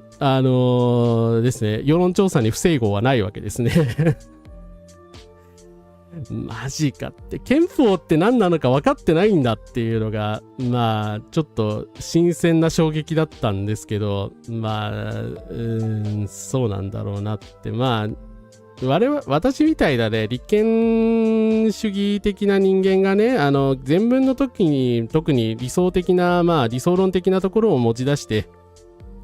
国の姿としてこっちの方が正しいみたいな言い方をしたのがもしかしたら悪かったのかもしれないですけど、まあ、高市さんがその国家のあるべき姿をって常に言うじゃないですか。で、なんでそういうレトリックを使うのかなってなんかイラッとしてたんですけど、むしろそういう人たちの方が日本の人たちには多いという、まあ、アンケート結果があるんですね。はい。それは知らなかったので結構衝撃でした。はい。秋山さんお休みです。お疲れのところありがとうございました。リツイートよりいいねの方が少ないのがまだ良かったです。自民党に入れる人は石油使うなよ。主戦場という映画でも自民党の議員は憲法の基本的な理念を理解してない。ああ、そうですね。憲法学者の人、ぼやくしにありましたね。真ん中に行かなきゃ。この文章も読んでみたんですが、A に入れた方も柔軟になどのフレーズの雰囲気から A の良さけっていう感じで、ああ、そうだと思いますよ。単に、国の理想の姿って今省略しちゃったけど、憲法の文言にとらわれず柔軟に政策決定すべきであるみたいなことも書いてあるんですよ。で、これ、むしろやばいと思うんですけど、柔軟に政策決定したらやばいじゃないですか。憲法に絶対拷問禁止って書いてあるのに、絶対、拷問禁止とは限らないみたいなこと言い出す政府やばすぎだろって思うんですけれども、おそらくそういう理解がある人の方が少ないんですね。柔軟っていうイメージがいいから、イメージで A を選んでしまってるかなっていうところですね。はい。そうですね。憲法のおかげで人権が守られてるというやっぱり実感がないからこうなってるっていうのは、それはね、社会上の問題だし、日本国憲法がそもそもちゃんと機能してないのではないかというところが、同性婚の話でもね、言われますけれども、実際不平等が放置されているわけですから、それは日本社会の問題だと思います。はい。ただね、やっぱ憲法が何かぐらいはちゃんと理解してくださいよって感じですよね。そもそも、その西洋型の憲法を立てなきゃいけないっていうところで明治維新が起きたわけですから、中国みたいにね、人権とか立憲主義とかどうでもいいっていう感じで、中国も憲法あるんですけれども、いわゆる近代憲法ではないんですよね。中身読んでみればわかるんですけれども、だから別に憲法のね、言う通りにしなければならないっていう規定も確かなかったと思うんですけど、それはちょっとその全体主義国家に近いわけですよね。いや、憲法を無視したらいけんだろっていう。議員立法の時に憲法が邪魔だと最高法規ってのは一体、柔軟にやらなきゃ安保法制4人、辺野古4人、原発4人、それはやめてくださいって言ってるんですけどね。言葉のポジティブさで言うと、高市の言う改憲に挑戦もそうなんだろう。そうなんです。やばいんですが、そもそも憲法がどういう性質なものなのかを学校教育できちんと教えてるのかと心当たりません。心理的に制限されるものに向き合い受け入れるよりも理想っぽいところを言ってた方が危機感を抱かないみたいなところはあるかもしれないですね。はい。いやでもな、憲法が基本的に何なのか分かってないっていうことなのかな。で、名言で、なぜ、従順さは良くないのかみたいなですね、著書を出されている長期面隆先生なんですけど、月刊誌教育5月号に石膏分断と対峙する市民像というのを投稿したところ、こちらちょっと読んでないんですが、小学校の教員を務める読者の方からご連絡いただきました。その視線によれば、小学校の教員、同僚5人のうち3人が選挙で自民党が圧勝した事実を知らず、ホルムズ海峡をはじめとして他国で戦争が始まっていることの認識を持っていませんでした。さなちゃんのように愛称で呼ぶ世間の空気に理由もなく流行りだからと飲み込まれている人がいれば、他方で教頭は働いてという言葉を世の中の動きだからと教員にも平気で適用させていようとしている始末です。そのお手紙の執筆者が担当される道徳の時間に誰かが発言するためにいいと思いますという昭和と拍手が巻き起こる。一見温かい集団に見えるが、その実態は前年度までの指導で反応の方を刷り込まれているに過ぎない。授業盛り上がっているかのように見えるための反応のあいうようといった実践が蔓延していると。教員の間でも少数意見を述べると多様性の時代だよね、世代の違いだねと嘲笑されることはあっても、その意見をより詳しく知ろうという姿勢が見られない。多様性とは単なる全肯定に過ぎないのが現状である。以上のような教育現場からの報告を見るだけでも、現代日本の危機は実に根深いということがよくわかる。小学校教育を担う教員は児童を管理することにしか関心を持っておらず、自律的な自己の確立とはまさに正反対の教育が日常的に行われているらしい。はい。そりゃこういう社会になるわなって感じっすよね。あくまで将棋面先生の友達の話なんで N=1 の話でございます。全国の小学校が全部これだったらさすがにやばすぎると思うので、そんなことはないと思いますよ。そんなことはないと信じたいけども、なんかよく現れてるようなこの多数決が民主主義であると言わんばかりの、だからどこからこの考え方を仕入れてきたんだろうっていうふうに思うんですけど、やっぱり小学校の先生とかから言われた話じゃないのかなっていう気がするんですよね。はい。完全に間違った民主主義の理解をしている人が多いなという思います。まあ朝鮮っていう言葉をよく使う人はね、まあ詐欺師の可能性があるので気をつけてください。自民党の反動憲法が革新的に見られてるのがそもそもおかしいんだよ。そう、ポジティブワードみたいなのをね、したとしてもね、だから批判的思考によるやっぱ議論みたいなのをしたことがないんでしょうね。それほんとやばいですよね。ファシズムやんっていう。働いてはブーメラン指摘するとライフバランス重視しすぎて休んでるんだよな。まあさすがに極端な例ではあると思います。なんというか流れが近くでも見たっていうかね。ただ中高のクラブ活動における教員の指導などを振り返ると正気明先生の、言はかなり説得力あって怖かったです。そう。さすががマイノリティを多数決によって排除することではないのですがね。はい。民主主義ってそういう意味じゃないんですけどね。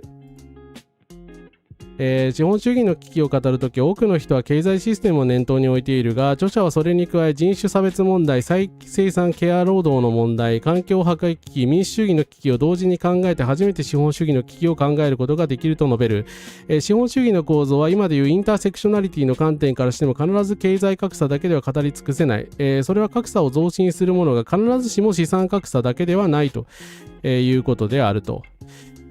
で、資本主義はですね、まあいろいろ書いてあるんで、まあ興味ある人はこれ読んでほしいんですけども、まあ経済の危機みたいなところばかりを、注目されるんですけれども、まあ結局ね、問題を解決するんじゃなくて、まあ地球資源の問題ですら新たなエネルギー源を得て、天然ガスや石油とは別の地球資源を再縮取するみたいな、まあ太陽光とかはまた違うと思いますけれども、そういったね、方向にしかいかないと。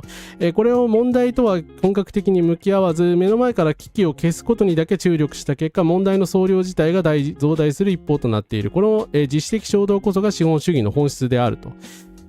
だからですね、やっぱり民主主義が資本主義下で機能しなくなるっていうのは、そういう問題に向き合わなくなった時じゃないかっていう本がですね、このナンシー・フレイザーさんの資本主義は私たちはなぜ幸せにしないのかと、これ素晴らしい本なので、よかったら皆さんも読んでみてください。はい。まあだから民主主義が機能しないとね、やっぱりまともに資本主義もドライブしなくなるっていうふうに思うし、今資本主義があまりにも重視されているがゆえに民主主義を既存しているっていうのが今の状態だと思うんですけれども、白井聡さんがね、帯文を書いてるのは気に入らないですが、この本自体は素晴らしいです。はい。ということで、ちょっと民主主義と高市さんの問題でした。少数派に多数派の論理の容認を求める寛容性とは、ね、だから本当はね、それこそなんか多数決主義っていうか、だからホックシールド主義みたいにね、多数派のね、意見を聞きなさいみたいな、それはおかしいだろっていう話ですよね。いや、本当に道徳の授業もそれって本当に良いことなのみたいな素朴な疑問が大切になると思いますね。ピーター・ティールも資本主義には民主主義は不要と考えてますね。まあそうですね。なんかティールのね、主義主張がもうなんか現実のものになってきてしまっているような感じですよね。本当恐ろしいなと思います。はい。ということで、すいません。ちょっと失礼しました。お水飲ませてください。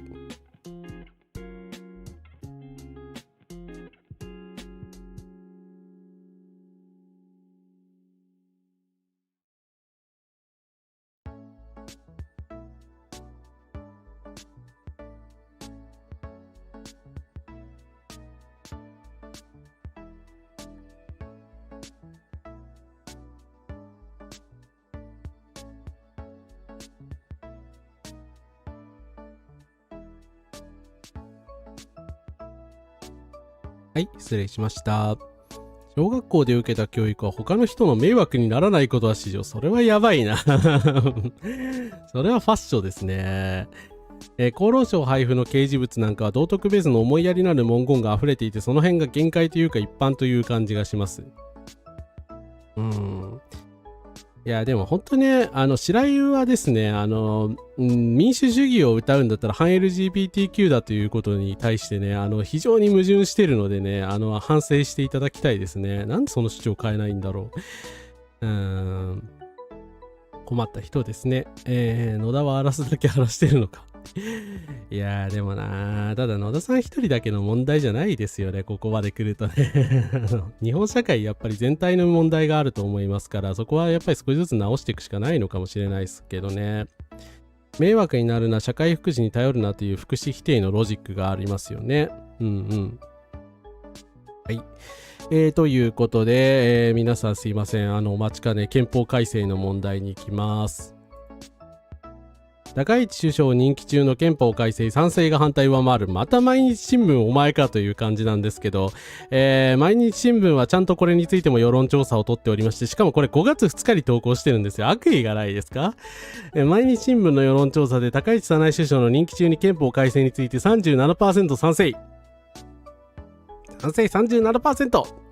反対 30%。いや、反対 30% って書いた方が良くない？拮抗してるよね、これ。37対30ですよ。ほぼ互角じゃないですか。まあ、ギリギリ賛成側が勝ってるけど、まあ、わからないが 32% です。はい。石破茂首相については、ですね、賛成が 21% で反対を下回っていたので、大きく、まあ、高市さんで前進してしまったということなんですけど、それはあれだけ会見言ってたら前進するわっていう、話なんですけれども、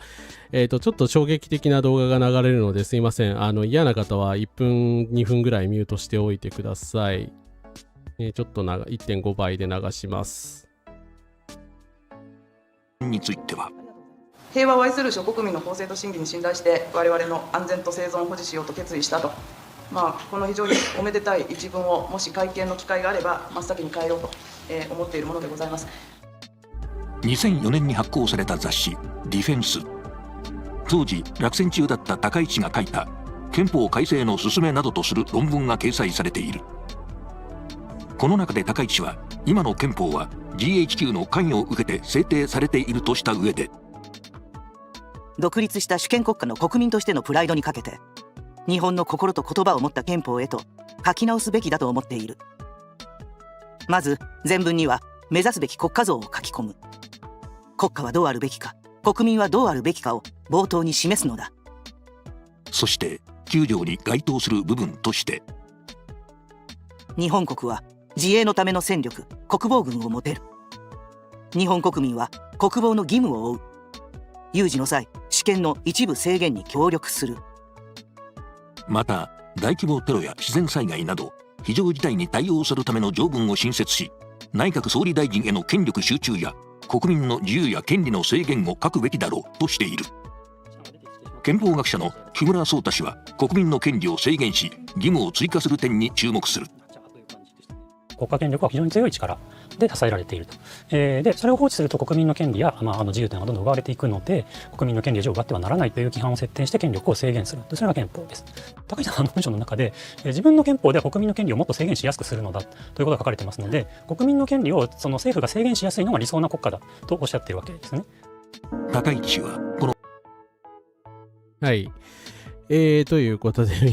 皆さん見てたかもしれないですが、高市総理が22年前に書いた憲法改正の勧め、国民は国防の義務、主権の一部制限が含まれるっていうのをですね、報道特集が思いくそ蒸し返して報道しております。はい。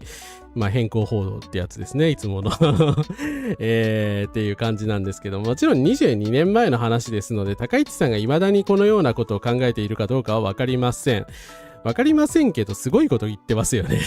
なんかおめでたいが一文がどうとかこうとかっていう、誹謗中傷ではっていうレベルのことを当時言っていたわけですね。で、そういう人がね、今会見をしようというふうに言っているわけで、やっぱり非常に危ない状況ではないかとは思います。厚脇さん、こんからすです。民主主義コストを支払おうとしないでフリーライドする人が多いのが問題ですね。いや、本当ですね。立憲主義ってみんなでコストを負わなきゃいけないんですけどね。はい。ハンガリーの新政権下でテレビチャンネルで24時間 LGBTQ ライツについての情報を流す放送を始めるそうですが、そうですね。ハンガリーみたいな国にとってはね、力技使ってでもやっぱり啓発していかなきゃいけないんでしょうね。素晴らしい取り組みだと思います。主権国家のプライドがあるならアメリカ追試をやめろって。そんな前から温めてたのかよ。おめでたい一文って首相としてその一文に助けられたのにねって。よし、その論文をプラカリしてやろう。毎日放送してほしい。この会見のは昔から右翼の典型的な理屈ですね。はい。9条に関してはね、だいぶ軟化しているのではないかと思われる発言もあるわけですけれども、どうなんですかね。まあそもそも自民党がね、まあ改正をね、主是として、党是としている政党なのでね、っていう感じではあるわけですが、高市さんだけが特殊なわけではないと思います。憲法改正日を改正守ろう、それぞれの立場の人が集会ということで、憲法記念日の3日、憲法改正を求める立場の人たちと憲法を守る立場の人たちがそれぞれ集会を開きました。はい、公正な報道をされてますね。憲法改正を求める立場の、民間憲法臨調などはおよそ850人が参加しました。待ったなし憲法改正ということで、まあ、高市さんはね、さすがに参加しないでビデオメッセージだけだったそうなんですけれども、まあ、国民民主党の玉木雄一郎代表など、維新の、安倍さんなどが、登壇しております。そして、まあ、こちらが憲法集会でして、まあ、憲法集会にはですね、あまり人気のない野党4党の、人たちが集合してなんかしてました。終わりみたいな。まあ、ここに5万人って小さく書いてあるんですけど。いや、非対称性が著しいよね。5万対850だぞって。こういう報道になるのかっていう、まあ感じなんですけれども、まあ先ほどの藪めりさんっていう方のなんか、よりによると我々はね、民意に反した存在らしいので、まあ、5万人いようが1万人だろうがね、大して関係ないし人数だって持ってんじゃねえかみたいなことを言われるわけですけど、まあ、すごいですね、NHK のこのアングル、あたかも同格の存在であるかのようにフレーミングしているわけですけども、同格じゃないよね。地方の1イベント対、大集会でしょっていう、大規模デモでしょっていう、まあ感じなんですけど、はい。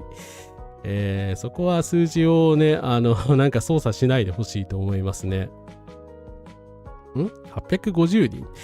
アメリカの力による変更を良しとして自分たちが GHQ を押し付けられたら屈辱なんかって、いやそこなんですよね。玉木の優等しぐさたまらねえ。吉田忠友さん、大阪から野党校バスに乗って有明の憲法集会に参加した夕方、広尾の銭湯のテレビでこのニュース見たときはブチ切れそうになりました。まあだから正直人数とか細かい問題じゃねえんですよね。5万人の中でノンバイナリーフラッグ抱えてきたぞ。おー、ありがとうございます。素晴らしい。お疲れ様でした。戦争で多くの人が亡くなった後にできた憲法ですし、とてもおめでたい一文とは考えられませんということでですね。はい。ということで。まあ、立憲民主党の吉田さんで、共産党の田村委員長、れいわ新選組の山本幹事長、社民党の福島党首などが登壇されたわけでして、まあなんかね、左翼野党がね、みんな集合してますよみたいなイベントだったら、それはね、850人対850人ぐらいの規模感だろうというふうに思われるわけですけど、この写真だとね、だって850人ぐらいか、それより少ない程度しか予想されないじゃないですか。実際5万なんだけど。まあ、最低でも1万人っていうあれですよね。デモの主催者発表はですね、実際どれぐらいかっていうのはわかんないんですよ。わかんないんですけども、あまりにもかけ離れた数字を出すことはですね、ないと言われておりますので、はい。まあ本当に数えるんだったら警察が入って数えるしかないんですけど、警察が入って数えてもですね、大体7割ぐらいとか8割ぐらいに収まるっていうふうにはよく言われますね。はい。大空幸輝のおかげで集会行った人たちたくさんいたらしいっていう、まあ私も宣伝しましたからね。はい。警察発表だと少なく見積もってますからね。大空幸輝は同じ日旅行者バスになんか手振ってたらしいですね。なんかよくわかんないですけどね。はい。憲法大集会2026に5万人の参加ということで、はい、主催者発表では5万人ほど集まったということです。まあ5万いなくても別にいいと思うんですけどね。だってこれだけ集まってるわけでしょ。850人よりは多いだろ。どう見ても。850人よりは多いよなって感じがするんですけど、5万人もの人々が自由に集まった憲法を守ろう集会と800人参加の美しい日本の憲法を作る国民の会という一団体の行事を10日交換で報道させた NHK ニュースには呆れます。参加人数を伏せ俯瞰映像を避けた報道では政治的公正では全くありませんということで、まあそりゃそうだよなっていう感じですよね。だってこれだったらこっちの方が多いように見えるじゃないですか。もう本当にひどいなって感じがしますけど、まあこれが日本の報道なわけですね。天内さん、コンカラスです。会見は日本の法体系を土台から変えることです。国家を主語にした戦争や刑法、和解保守や自治体の条例に至るまでそんな覚悟が政府にあるのかと本当に恐ろしいと思います。850人が掛け分身したんじゃないでしょうかという。まあ、ただですね、まともに報道してくれてる、ですね、珍しい報道機関もありましたので、ちょっとこれ流したいと思います。はい。ご覧のように公園を埋め尽くすほどの人が集まっています。さまざまな意見が渦巻く。関西各地でもさまざまな集会が。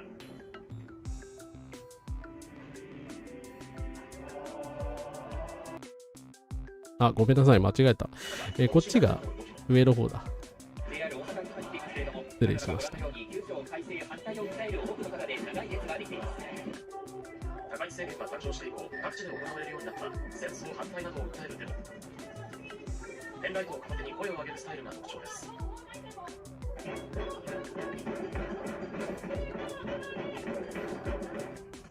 主催者によると、ここ最近、デモの参加者は急激に増えているといいます。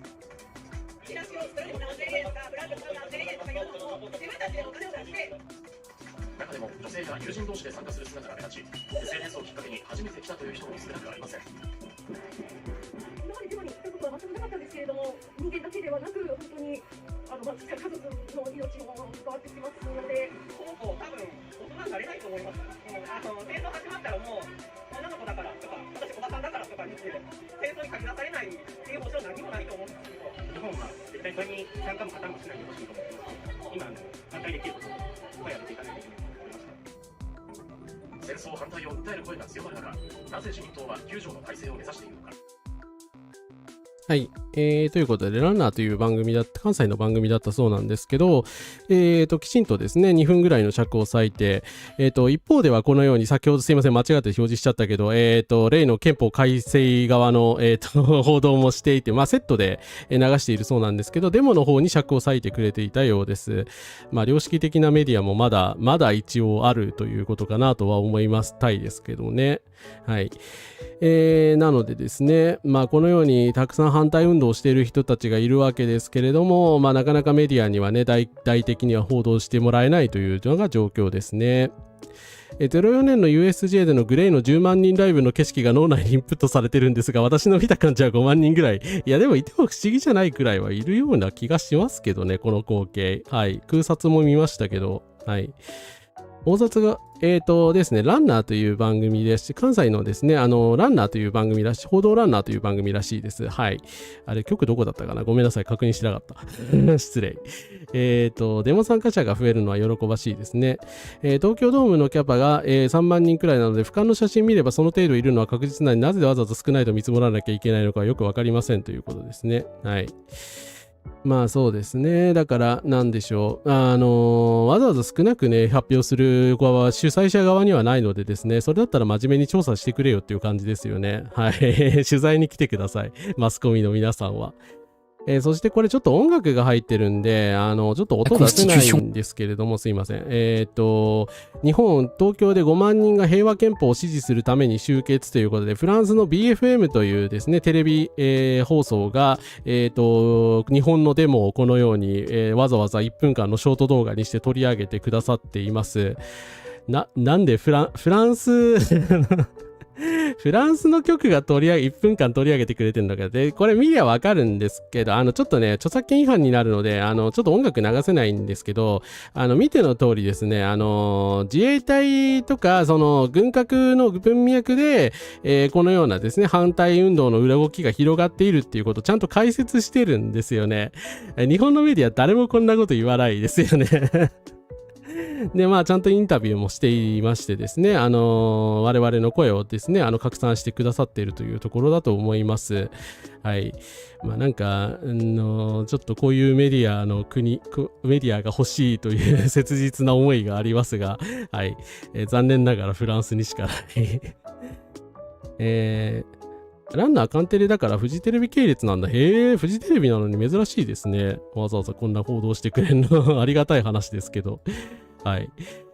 報道ランナーは関西テレビだそうです。ありがとうございます。しいたけさん、ゴンカラスです。わざわざ調べていただきありがとうございます。すいません、ちょっと下調べが甘くて申し訳ないです。世界のニュースになってるから勝った。富士系はちょっと複雑な気持ちですね。レイコさん、ここからです。高市早苗にこのまま危機感を抱いた少数派はこのままではまずいと積極的にゲームをしているのが現状でしょうね。はい。まあ我々ね、25% 上等でやるしかないと思うんですけれどもね、やっぱり小選挙区選だとなかなか勝てないのでね。種子さん、ここからです。デモで直接行動で訴えていくしかないのかなということでは思うんですが、そのデモをですね、はい。またなんか大空幸輝さんなんか言い出したなと思ったら、はい、荻野実さんですね。多分デモを一生懸命やられている方は気づいていないのですが、デモなどの活動は基本的に他の方からしたらノイズなんですよ。特に日本では。ノイズじゃなきゃ人の目に留まりませんからね、権利であり大切なことですが、迷惑に感じる方がいるぐらいは受け止めてほしいと思うのです。迷惑に感じる方がいるぐらいは受け止めてほしいと思うのです。いや、普通の人が言うなら、あなた東京都議でしょしかも表現の自由がどうとか主張してた人間じゃなかったのっていう、久々にこの人の顔見たんですけど、いやー、すげえな。マジでこんなこと言っちゃうんだっていう。ちょっとすごいですね。なんか自分のなんか言いたい衝動を抑えられなかったんでしょうかね。そしてまた別の方がですね、吉住さん、歌舞伎町の次は新宿駅東南口で連日やっているこの集まりを何とかしてください。この集まりっていうのはこういうですね反対集会のことなんですけど、邪魔だけではなく騒がしく内容が好ましくありません。ぜひご検討くださいという、現地の皆様が大音量や路上の占有状態にお困りだという話を聞いております。原則として政治活動に対する指導は自治体からはできないのと、現地は国有地で第一義的に区の指導権限が及ばない場所であり苦慮しております。国道事務所には現地の状況を報告済みでございますが、対応には時間がかかると思いますということで、区長はい、区長が発言しましたね。なのでもしかしたら最悪これ新宿でこれできなくなるかもしれないですね。最悪の場合ですけど、はい。パブリックフォーラムという憲法21条表現の自由について何も学んだ形跡のない政治家がここに一人います。今度は新宿区長ですね。自分の区で堂々と路上売春が行われて日本の恥として世界に報道されているのに有効な手を打てていないのはどういうことなんでしょうかと。はい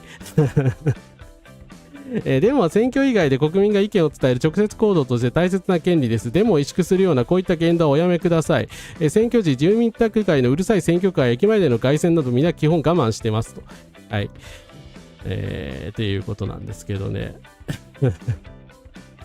ですね、海外メディアの報道からデモの本質が伝わって高市さんを支持しない層をいることを知ってほしいですね。表現の自由議員さんさすがですね。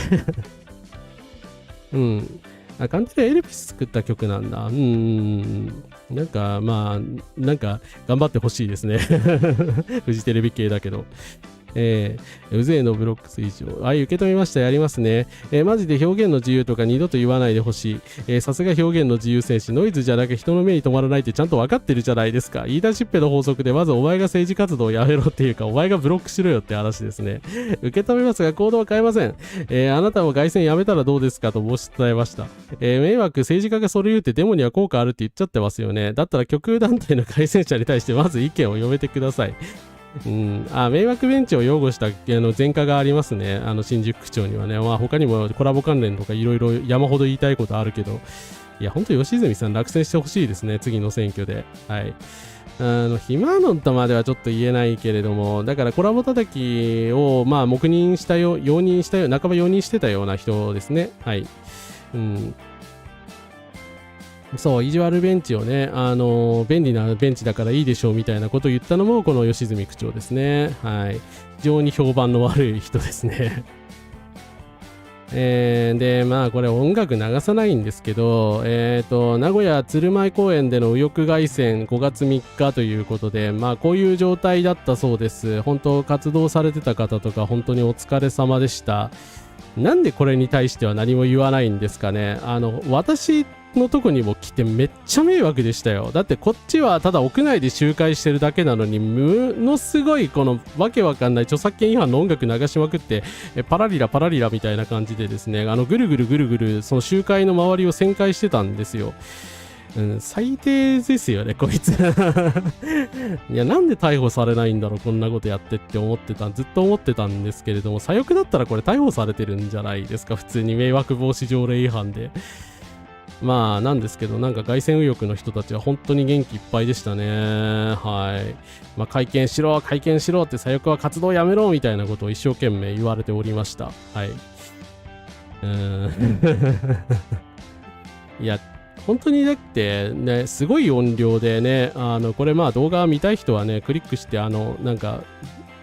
参考リンク集からの方から見ていただきたいですけど、すげえ音量でさ、わけわかんないこと叫んでるから普通に怖いし、まああんまり怖がったらね、調子に乗るからいけないと言われてるんですけど、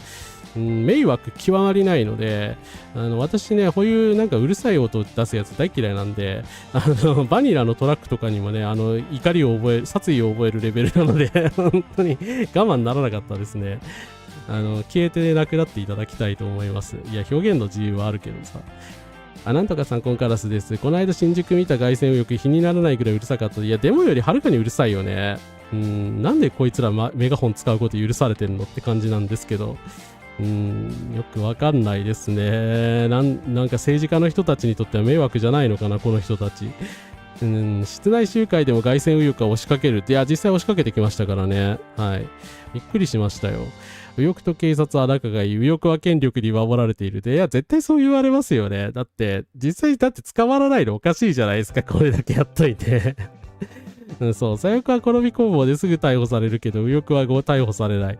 凱旋右翼の行列はすごい。いや、音量ほんとすごくて、やっかましいんですよね。中道改革連合さんの片割れにはめちゃくちゃ軍歌っぽい名曲があるから凱旋してもらうか。大抵何やってるかわからないです。右翼が皇居の近くで見かけた右翼の凱旋車は珍しく周りに気を使って小さな音量でお行儀よく君が歌ってました。皇居の近くだからか。消えればいいのに。はい。まあ、アドトラックでさえさ、ムカつくのにさ、なんでこの人たちの存在を許されてるのがよくわからないですね。はい。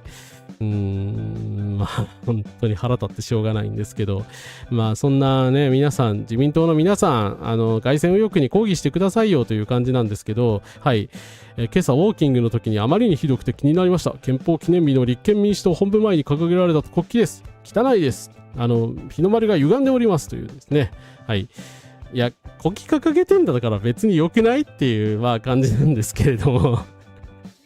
いや、でも会見されたらこういう書き込みがなんか溢れるんだろうなという感じがしますね。まあ、国旗損壊罪が作られるかどうか知りませんけれども、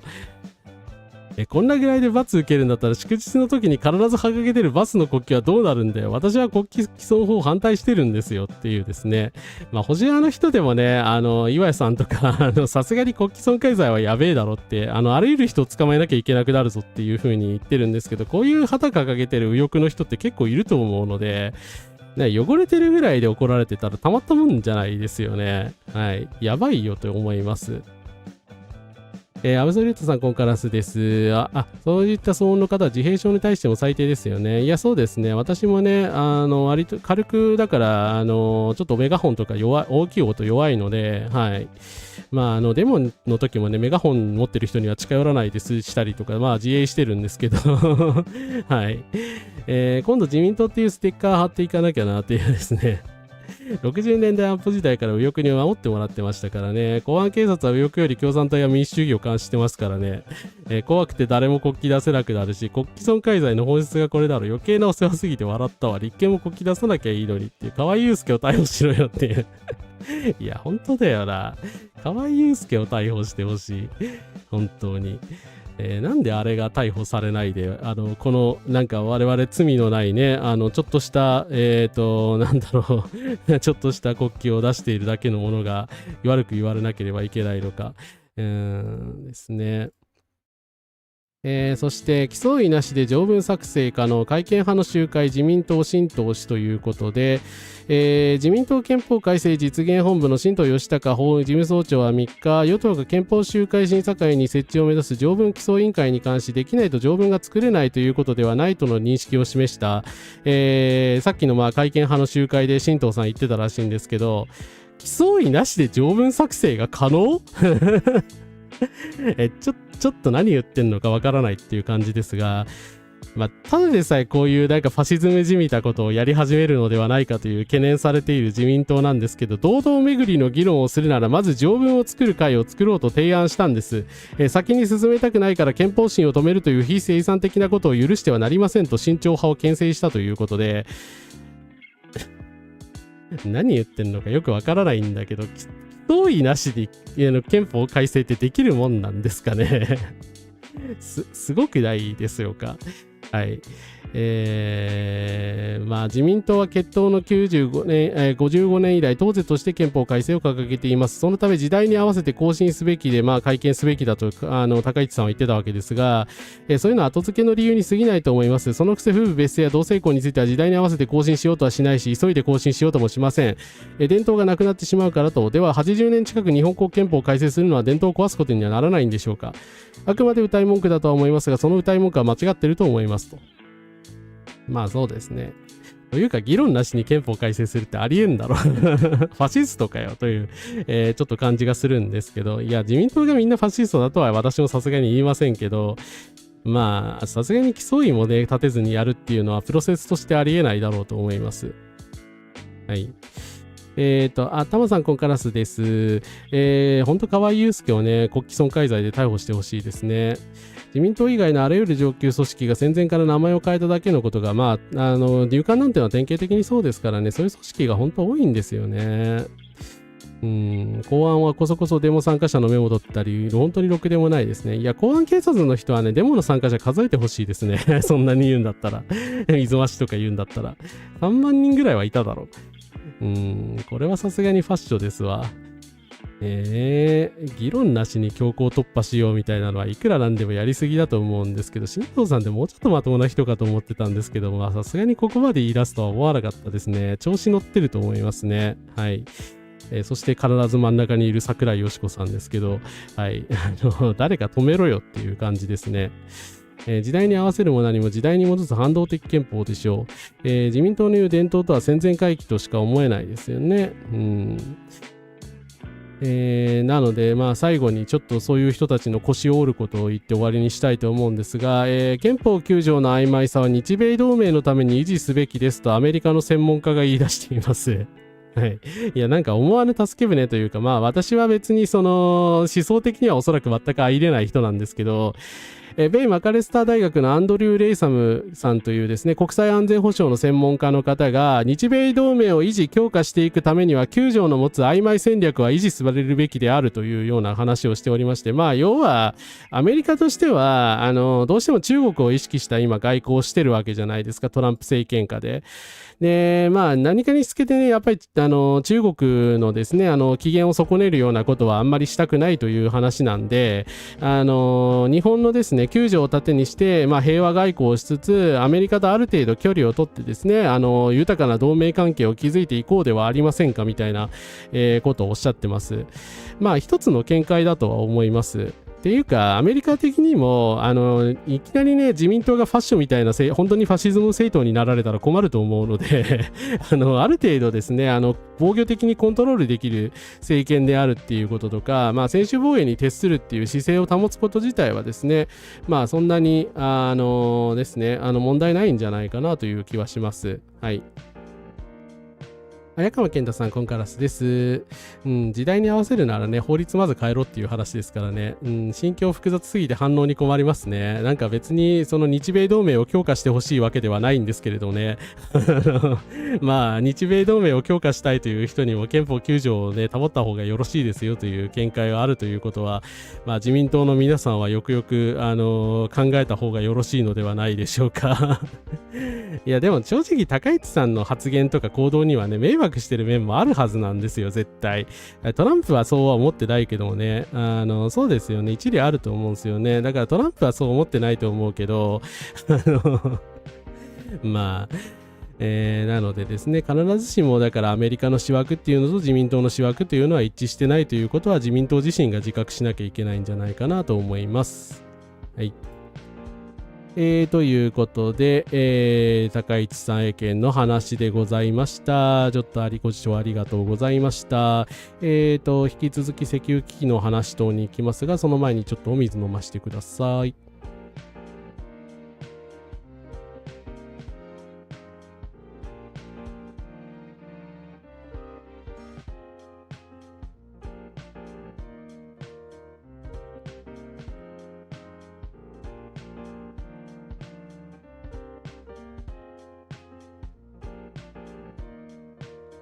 はい失礼しました。トランプみたいなとんでも大統領下のアメリカから距離を置くためにも日本国憲法を堅持した方がいい。いやまあみんなそう思ってますよね。9章がなかったらロリウムミサイルとか撃つんじゃねえかっていう感じだし。はい。なんかそのネット右翼は底辺だとかそういうこと言う人リベラルにもたまにいますけど、そういう意味でないというのは分かりますけど、それ差別なんで本当やめた方がいいと思います。だし実態を即してないですよね。やっぱり右翼的な人の方がエリート多いわけですからね、日本はね。まあ日本のちょっと得意なところですけど普通は逆なんだけどね。はいですね。対米自立の保守といえば日本共産党というはい、皆さん日本共産党よろしくお願いしますもはや保守政党という位置づけになってしまいましたが、ということで、ただですね、まあ、皆さん今心配されていることだと思うので、石油危機が終わってない、全然終わってないよという話をちょっとしたいと思います。これはもう積んでいる状態ではないでしょうか。表は財務省と経産省の発表確定数値並びに公表されている経産省の推定数値、さらに製油所の稼働率を私が加味した国内製油分の修正値です。生産調整等の影響か12月から2月にかけて輸入が減少していた頃にホルムズ海峡の実施封鎖が3月頭に発生し、4月からの中東輸入は経産省もゼロで安定しています。5月以降130万キロリットルの輸入がキープできるという経産省の見込みなわけですけど、それだとしても苦しい状況には変わりませんと坂井野さんが言ってるわけですけど、どういうことって、ちょっと思ってですね、いろいろ調べたんですけど、これは、坂井野さんが、お作りになられた一覧表でございます。でですね、これちょっとカンペがあったはずなんだけど、どこに寄ったかななんだろう。ちょっとカンペがですね、どこかに吹き飛んでしまったんですけども、要するにこれで、実際ね、製油所がですね、今減産状態に入ってまして、ナフサが、限界的なですね、最高の、出力で今までやってた国内生成やってたの110万キロバレルをやってたんですよ。だけど、キロリットルをやってたわけですよ。でも91に制限してしまって、国内製油所の稼働率が 85% から 70% に下がってるんですね。で、この下がった稼働率をそのまま維持してしまうと、たとえ国内輸入合計が135万キロリットルをですね、保てたとしても、結局国内生成分が足りなくなるんで、厳しいよという、大雑把に言うとそういう話です。はい。すいません、カンペなくしちゃって。ちょっとですね、すいません、しくじりましたが、分かりづらいという人はね、坂井野さんの全コメントをしっかり読んでいただければ意味わかるかなと思います。はい。ですね。あさりさん、コンカラスです。来ていただいてありがとうございました。積み上でそうネット上は底辺みたいなのね、資本主義の論理を内面化してきていて、収入イコール人格みたいに言ってんのも差別だし、それも間違ってますよね。そうですね、ネット右翼と言われる人の問題、どっちかというと知力よりもね、道徳心ですからね、それはね、言ってもいいんじゃないかと思います。武給付でお金稼ぐとか、ありえないじゃないですか。道徳の授業で習わんかったろみたいなことを平然と言ってくるのでね、それはね、言った方がいいと思いますが、それは道徳心っていうのはでも上下で測れるものではないですからね。石油に関しては高市さんがポジティブな表現するからかえって不安になるんですよね。はい。左派が弱者を切り捨てるなと言ってるにもかかわらずバカにするのは無自己矛盾も甚だしいですね。そうですね。いや、ほんとそれはね、きちんと反省した方がいいと思います。はい。どうしてこうなったという。相葉修さん、ここからです。来ていただいてありがとうございます。で、坂井野さんの裏付けるのをさらにですね、心配させるのがロジスティクストゥデイ。もはやなんか日本最高のジャーナリズムになってしまったロジスティクストゥデイなんですけど、戦車港湾保険が板挟み、米中制裁が衝突。中国商務部が2日、米国が中国企業5社に課した対イラン関連制裁を承認執行遵守してはならないと広告した。米制裁に従うこと自体を中国国内で法的リスク化する禁令で、ソダン弁法に基づく具体的な禁令発動は公共ベースで初と見られると。どういうこと何が起きたのと、まあさすがにこれ私意味わからなかったのでカンペを読むんですがいやこれはでもですね本当にやばいです。要は何が起きているかっていうと、アメリカが中国の製油所に制裁をかけてるんですよ。要はこのイラン戦争での対立が原因なんですけど、そしたら中国がアメリカに対しアメリカが勝手に言ってるだけなんだから、その制裁には従うんじゃない、これは命令だと言ってるんですね。なので中国にいる、企業さんは、中国政府とアメリカ政府の間で板挟みになってしまっているという状態です。アメリカ側としてはこの中国企業と取引するんじゃない、米国金融システムや米ドル決済を使うならお前らはアウトだと、非米国企業でも制裁してやるぞと、言っているんだけど、中国国内では、そんな言うこと聞くんじゃないと、したがって中国企業に損害を与えたら中国工場のリスクがあるぞと。だから中国にも怒られてるし、アメリカにも怒られてるしで、中国の、石油ナフサ特に関連企業は板挟みの状態になってしまっていて、決済、保険、要請契約、公安受け入れ、書類検証など様々な面でもですね、制限を食らっているということです。で、日本ってこの前のニュースで見た人もいると思うんですけど、詳しくはねロジスティックストゥデイの本当該当のこの長い文章を読んでいただきたいんですけど、まずいっすよね。この前石化調達の代替依存先を探してる中で中国からいくらかナフサを譲ってもらえたんですよ。ナフサ系の製品をね。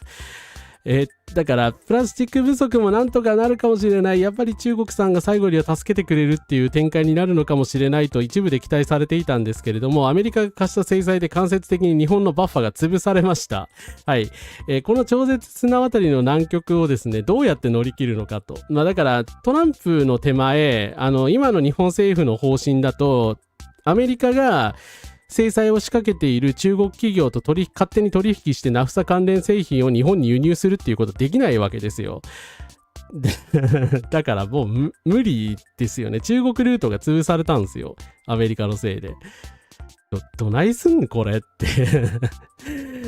この危機感を持ってるのはロジスティックストゥデイさんとかこれを読んでる人だけだと思うんですが、非常にまずい状況ではないかと思います。はい。ですね。そうですね。どういうは知性がどうとらみたいなことを言うのは本当良くないのでやめるべきだと思います。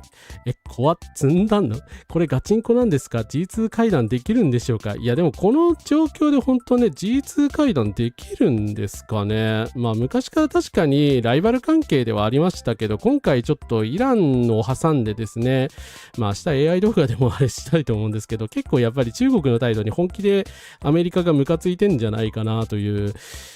ところではありますよね。いやだからトランプが激怒すんのは勝手なんだけどさ、我が国が巻き込まれてんだけどどうすんのこれっていうやばいですね本当に。ナフサの有力な代替調達ルートのなんだかんだ言って中国が助けてくれるのではないかという希望が失われたかもしれないということですね。ハレルヤさんという方が追加で情報を出してるんですけど、日本が3月21日以降石油データの公表を停止しました。先ほどですね攻撃を食らった UAE のフジャイラ港はタンカー底に近い状態であり、今最低水準の391万バレルまで在庫が急減しています。ありとあらゆるところに石油を輸出しているので、もはやですね在庫が底を尽きている。しかもその上攻撃を受けたので追加にも期待できないですよね。で欧州の石油在庫も急減している。米国はクッションを残している唯一の目に見える存在であり、20% をですね石油在庫占めているわけですが、日本に回す余裕はないと言われています。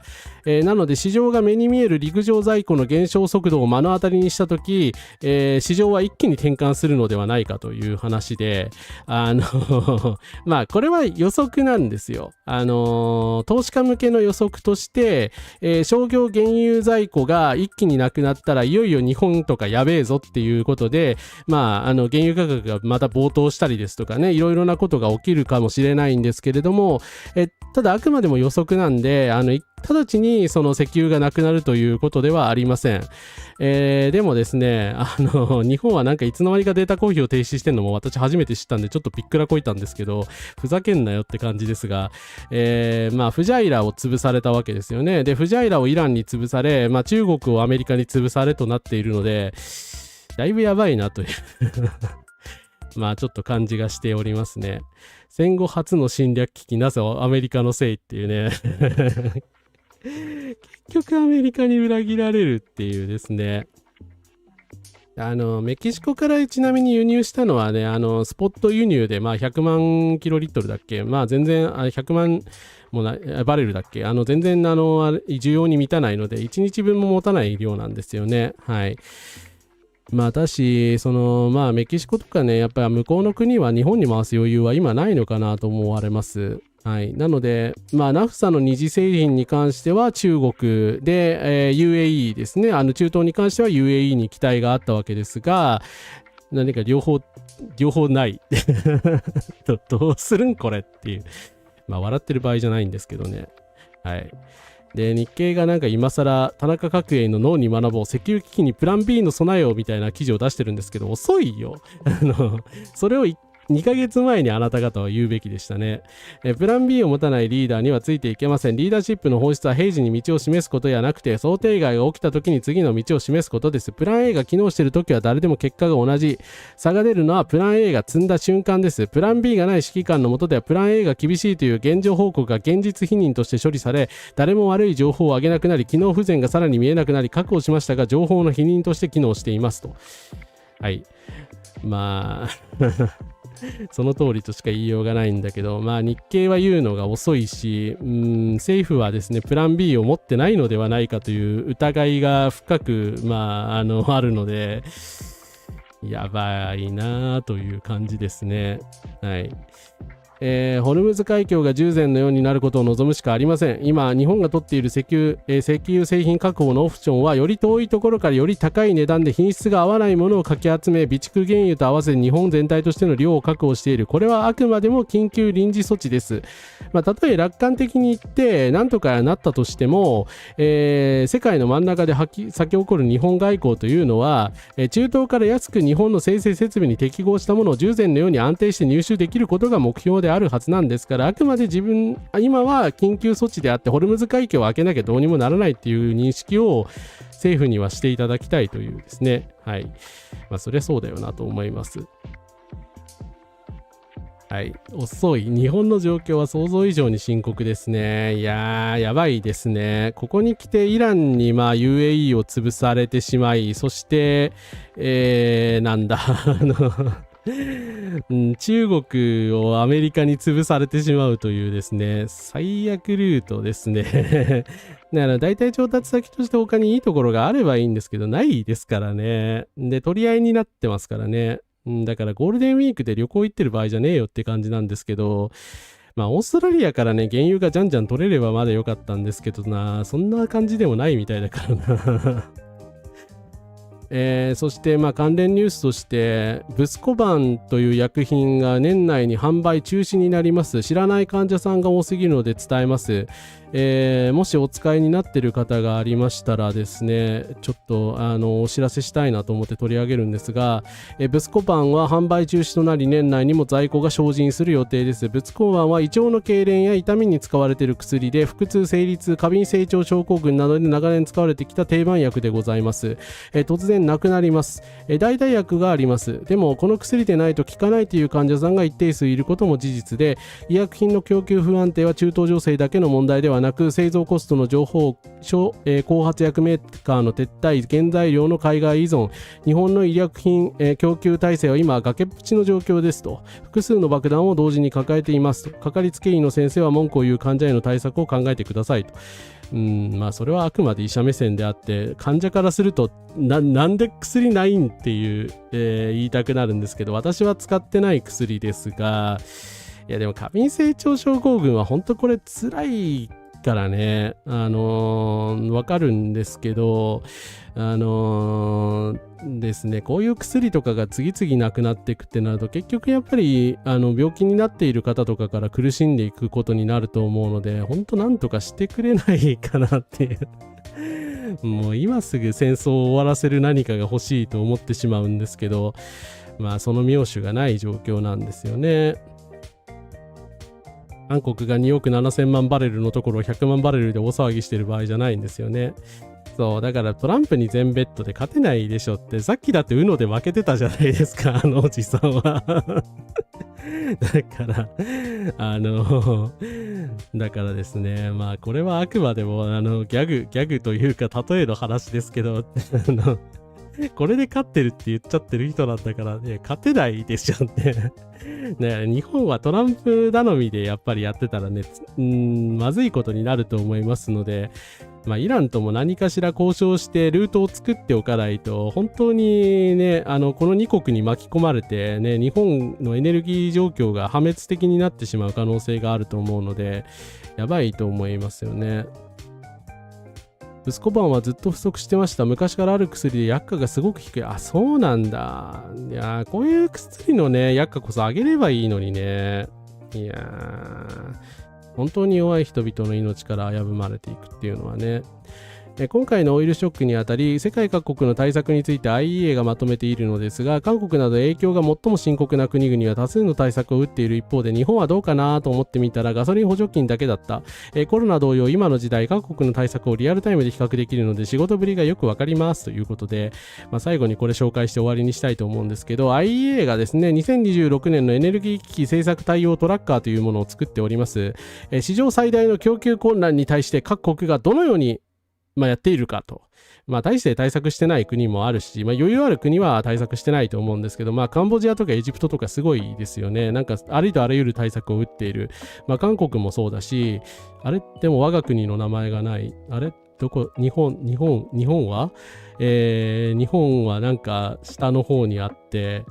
補助金付きの燃料価格の上限を導入する。だけ。韓国、国内燃料価格の上限を設定する、燃料税の既存の削減を深める、所得税の下位 70% に現金バウチャーを提供し、若者低所得者と大きな打撃を受けた企業に追加サポートを提供する。アイルランド、燃料手当を延長し、ディーゼルリベートを増額、ガソリンとディールの物品税率を引き下げ、ノーラ税を引き下げ、自動車燃料税を引き下げる、年金受給者、介護者、障害者に的を絞ったエネルギー支援を実施中。はい。これが我が国の状況だということですね。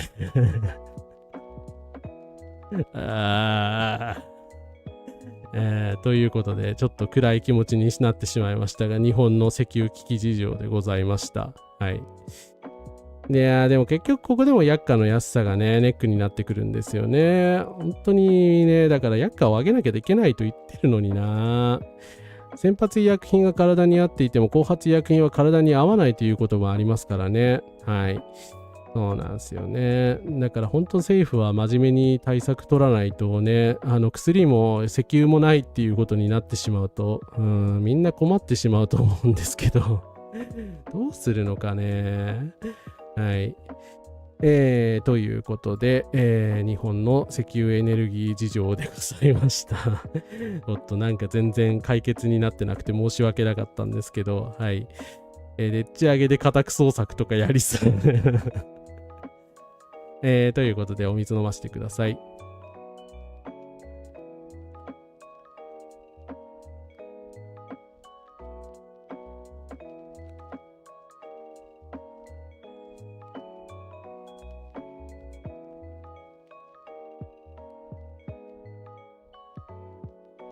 はい、失礼しました。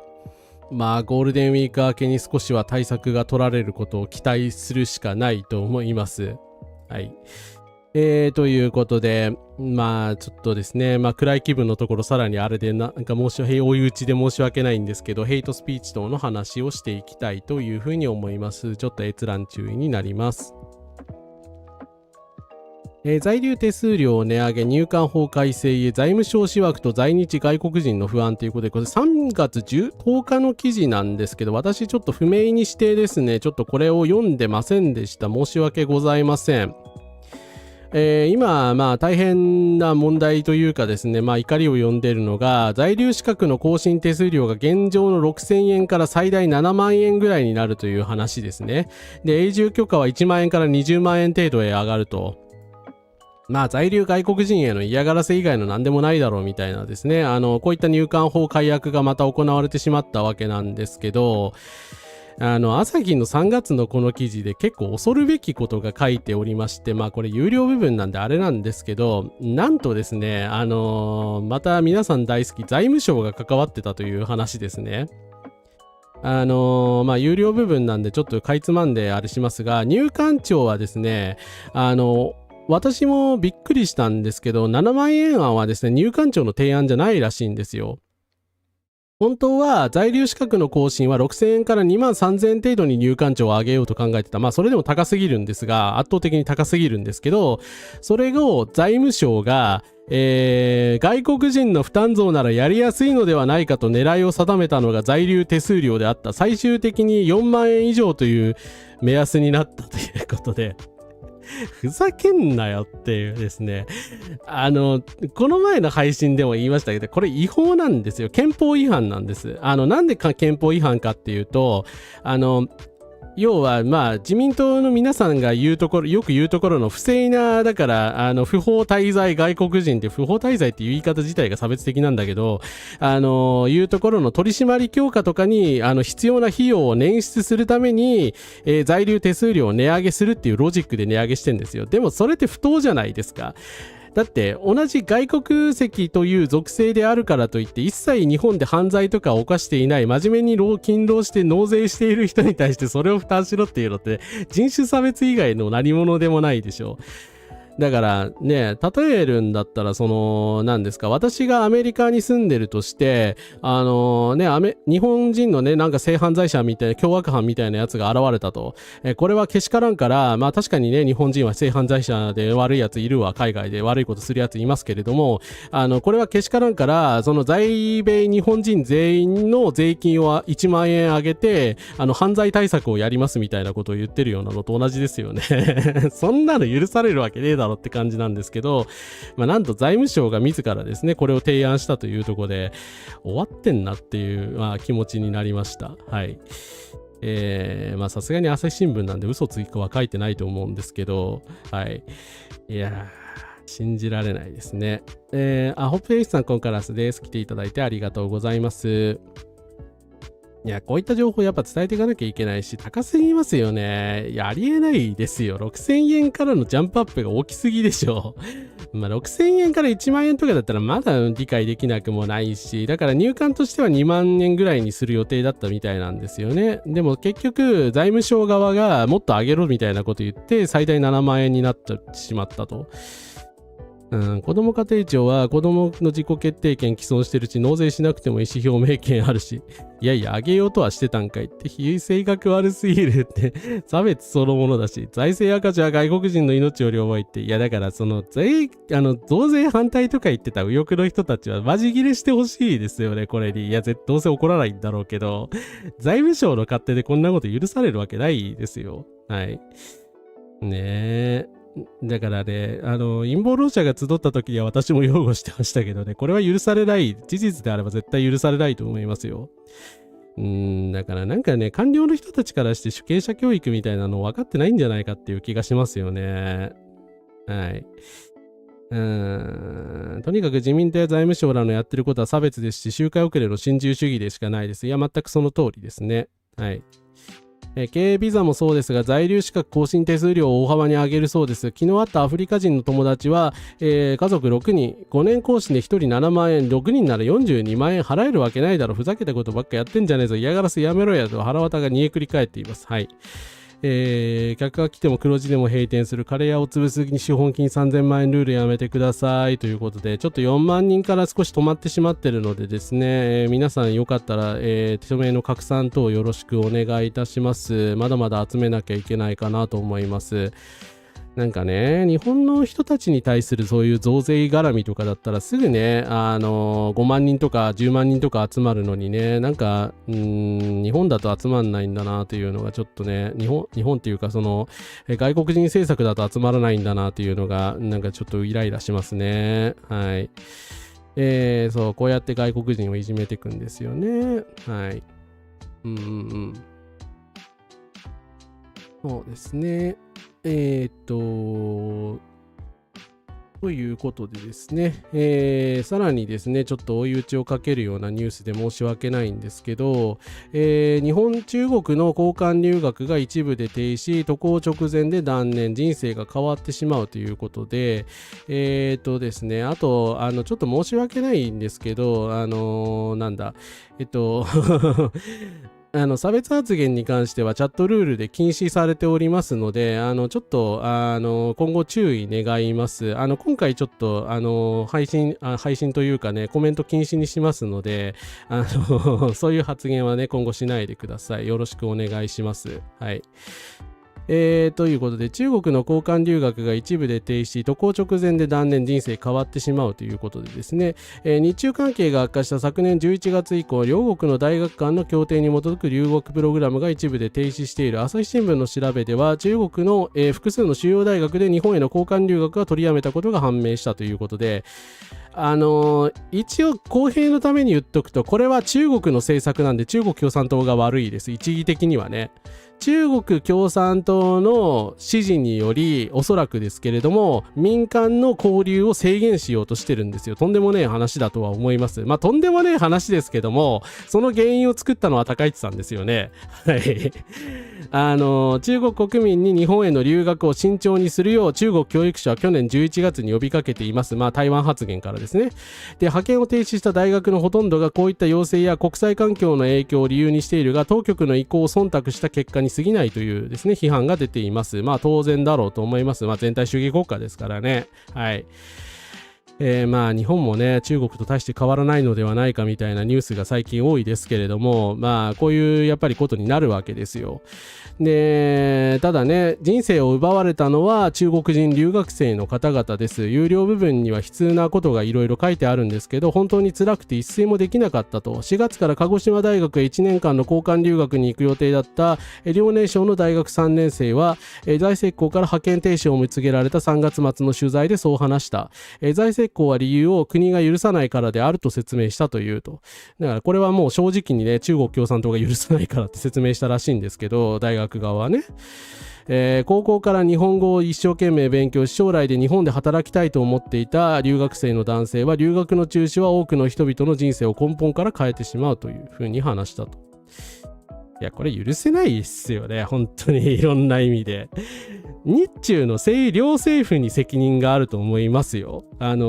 それはさ、中国の大学は政府に逆らえないんだからどうしようもないじゃないですか。だから、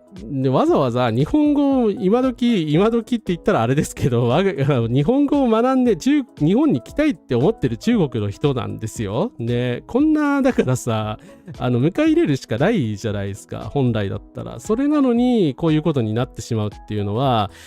まあ、日中両政府の責任であるとしか言いようがないと思いますし、まあ、特に今回の場合、日本政府の責任は重いと思います。はい。はい。結局ね、こうやって一番弱い立場の外国の人がいじめられていくわけですよね。うん。そうですね。同じ日本に住む人々だということを在日外国人の人たちに対しても理解してほしいです。いやー、これは本当にまずいと思いますよ。長期的に見たらもっともっとまずいし、まあ日本から中国への留学もできなくなるでしょうからね。やばいでしょうね。本当に人の人生なんだと思ってんだって、まあ両政府に言いたいけど、まあ、特に日本政府には言いたいですよね。だからこれは本当だから政府側から働きかけてそれだけは勘弁してもらえないかって、本当は中国の教育省に頭下げてでも言わなきゃいけないことなんですよ。うん。高市政権には遺憾を表明するとともに自衛官の勝手な行動についての謝罪を行うべきです。いやだからね、謝るネタいくらでもあるんだから謝ってこいやって、本当誰でもいいからって思いますけどね。うん。もちろんね、私、台湾をね、ひたすら称賛する保守でもないし、中国に共産党に対してはね、批判的なので、民主主義者なんで、そこは、誤解しないでいただきたいのですが、でも、だからといって、日本政府の罪が軽くなると思ったら大間違いですよ。はい。中国が全体主義だから悪いんだって、いや、一方的に中国がやってきたんだったらそれはそうだけど、これは文脈が違いますよね。日本が先にやってきたことに対する反応としてやってるでしょ。いやー、本当にね、これだけ中国のパイプがないって嘆いてるのにね、はい。ということでですね、また他にもこういう人もいます。香港が直面していた惨状から逃れるため、私は大好きな大阪を選びました。新しい場所でゼロからやり直し生き抜く場所を見つけたいと思っていました。しかし運命は残酷な仕打ちをしています。世界情勢によってこの外国人女性が新しい場所で前に進むことが困難になりました。明日はどうなるのか私には分かりません。でも今日一生懸命生きていきたいと思います。ということでですね、大阪でこの方なんか商売やってらっしゃるそうなんですけど、もしお近くにいたらですね、雑貨店さんらしいので行ってあげてください。いやー、申し訳なさすぎる。だから、まあ、石油不足はアメリカのせいでもあるけれども、日本と中国がこんな感じになってしまってるから、こういう方が一番割を食ってるわけなんですよ。だからさっきの3000万円の件もそうです。3000万円の件もそうですけれども、こういうね、日本で真面目に商売やってる外国籍の方が一番割を食っとるわけですよ。この状況をなんとかしなきゃダメじゃないですかね。だから政府は金出してでも何をやってでも助けてほしいんです、あげてほしいんですけど、はい。まあ税金はそういうことに使うためにあるんじゃないでしょうかね。はい。っていうか、香港から逃げてきたんだから、この人難民ですよね。はい。私はそう思いますけど。OBS エレンさん、こんからすです。来ていただいてありがとうございます。大阪済みなので明日ちょっと調べていってきます。いや、しょうがさんありがとうございます。本当いつもありがとうございます。本来はアメリカみたいにガンガン留学生受け入れて小泉とか玉木に新自由主義の教育を施して国会からアメリカのアシストさせるみたいなことしなきゃいけないのにですね。まあ自民党の利害考えてもそうなんですよね。だから留学生を断るとかもってのほかだと思いますけどね。はい。74% なら強みの技当てたらバーストです。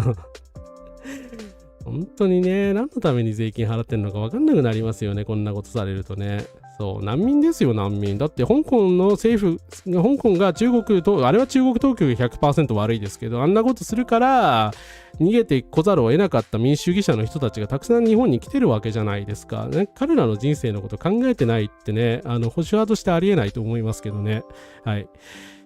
なんか説教じみちゃったけどね、ほんと腹立ちますね。在留管理を厳しくしました。経営管理の審査基準を資本金500万円から3000万円に引き上げたところ、申請数が月1700件から70件へ 96% 減少しました。これはね、なんか高市さんが自慢げにですね、国民の安心と安全を守る外国人政策っていうプレスを発表したんですよ。で、これに何が書いてあるかっていうと、申請数がですね、1700件外国籍の人たちの商売の申請があったところが 96% 減少した。まあ、何を言いたいのかわかると思うんですけど。いや、ちょっと差別用語が出そうになるから、ちょっとあれなんだけど。これはさ、もう申請自体を取りやめさせてもらってるってことでしょっていうことだよね。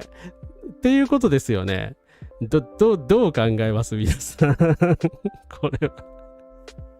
は。もしかして1700件の申請すべてが不正なものだと思っておられるんでしょうか。不正なものが 4% だけだったとしたら、まあ、約70件ですよね。だから神聖なものでないものを全てシャットアウトして不正なものだけ通してる可能性さえあるわけですけれども、厳格かとか言ってなんかすごい自慢げに書いてるんですけど、すごいですね。参政党かと思いました。はい。まあこの政府にはもう何を期待しても無駄なのかなというちょっと気持ちにさせられます。はい。ラズーさん、うまく差別できました。コンカラスです。ふざけんだねって。本当に。はい。まだまだあるんですけど、次いきます。外国人の不法就労をめぐり、茨城県が通報奨励制度を11日から開始するそうです。やめろ。と言いたいところなんですが、県が密告を奨励、疑いの目を持たせ不当な偏見を生むと被験が相次ぐということで、茨城県が5月11日から外国人不法就労をめぐり通報奨励制度を開始すると発表し、批判が相次いでいます。この制度は不法就労と分かっていながら外国人を雇う事業者を摘発するものであり、県警による摘発につながった通報には1万円程度の謝礼が支払われるそうです。これに対し本質的解決にならない不法就労ではないかという疑いを目を持たせ不当な偏見を生むと言って、弁護士会や人権団体などが反対声明を出しています。私も反対してます。っていうか署名もしたし、パブコメみたいなのも送ったし、なんでやめてくんないんですかね。いやー、ふざけていますね。これしかも最低なことに、経緯を知らない方にはご説明しますけれども、本当、最初は個人を通報するシステムだったんですよ。ゲシュタポかよ、みたいな。ですね。だから、この人は不法移民かもしれませんよ、みたいなのを、直で、茨城県にですね、通報できるシステムだったらしいんですよ。やばすぎだろってまあやばすぎるので、ただあまりにもやばすぎるので、ですね、あくまで事業者にのみということで制限を課せられて、通報には、あくまで1万円程度の、そんなに得ではないけど謝礼が支払われますよというような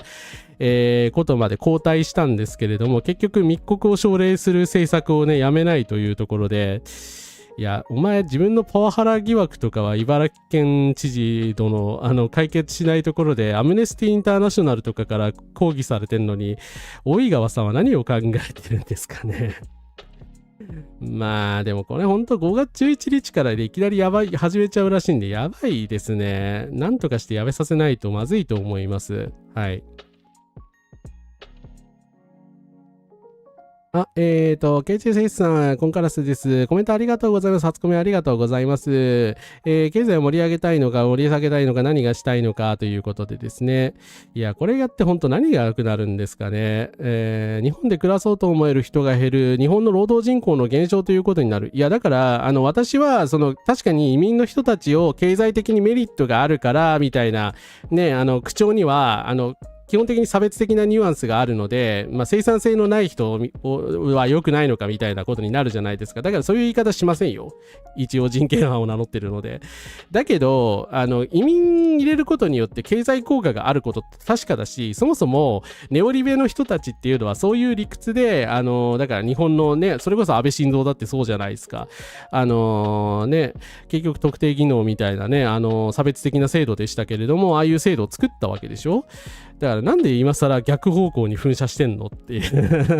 安倍時代を否定してますよね、これ。だから安倍政権のやった政策を完全に否定してるんですよ。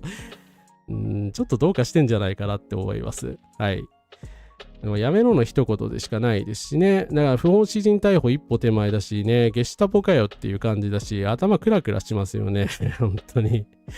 非正規滞在状態の当事者の皆様を根本的に救済する手立てには全くなってないですからね。はい。だからこんなことやってもね、景気が悪くなるだけだと思うんですけどね、何を考えているのか。はい。とにかくポピュリズムに溺れるのはやめてほしいと思います。で、こういう人たちに冷や水をかけるちょっと判決がですね、一応司法がギリギリ機能している例として紹介するんですが、アフリカ西部カメルーンから2012年に来日し難民申請をしていた男性、これ14年もですねかれこれ戦っていたんですけれども、難民を認めるよう国に命じた東京高裁の判決がついに確定しました。14年もかかる話なんですかねと思うんですが、そんな風にかかってしまったことには大変失望していると。男性らによるとカメルーンではフランス語圏にある中央政府と少数派の英語圏地域が対立、治安問題を抱えている国なわけです。男性は英語圏の主権確保を求める政治組織に所属し、政治犯として逮捕されたと。日本に逃れ難民申請したが入管庁は不認定とし続け、そんなもんは難民ではないみたいなことを言ったわけですけど、いやどう考えてもこの人政治難民だよねだから中国共産党と戦ってさ、日本に追い出された人たちと同じなわけ、香港の人たちと同じなわけじゃないですか。なんで難民認定即座に難民認定しないのっていう、本当に勇敢の考えはね、私には理解不能なんですけれども、当局による暴行が受けられた証拠がないみたいなわけのわからんことを言って、14年間も、難民認定を渋ってたわけですけど、ついに難民認定されたので、こんなめんどくさいことをする前に普通に難民認定を出すべきだと思います。はい、それが世のため人のためですね。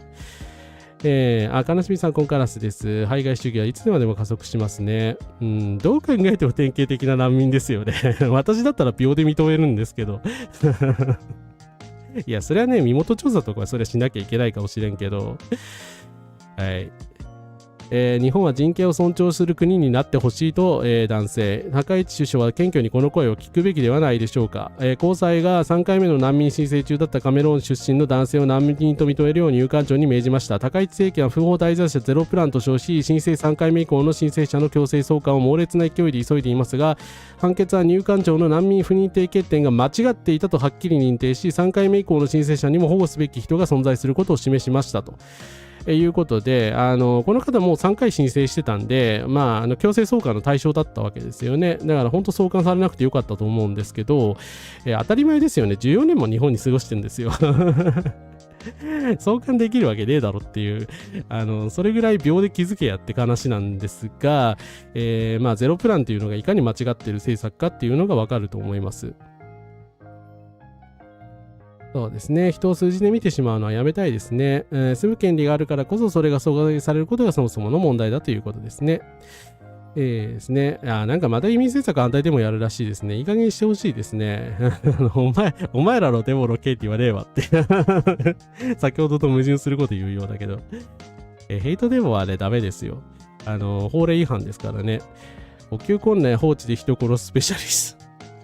いや、両方だけど、やっぱり時間かかりすぎですよ。もちろん日本の司法制度は仕方ないし、裁判官の人はね、ちゃんとね、入管が間違ってるってはっきり言ってくれたから、そこは素晴らしいと思いますが、結局裁判所に頼るしかないのかよっていう感じですよね。はい。マモルバさん、コンカラスです。初恋ありがとうございます。ヘイトでも嫌ですよね。本当にね。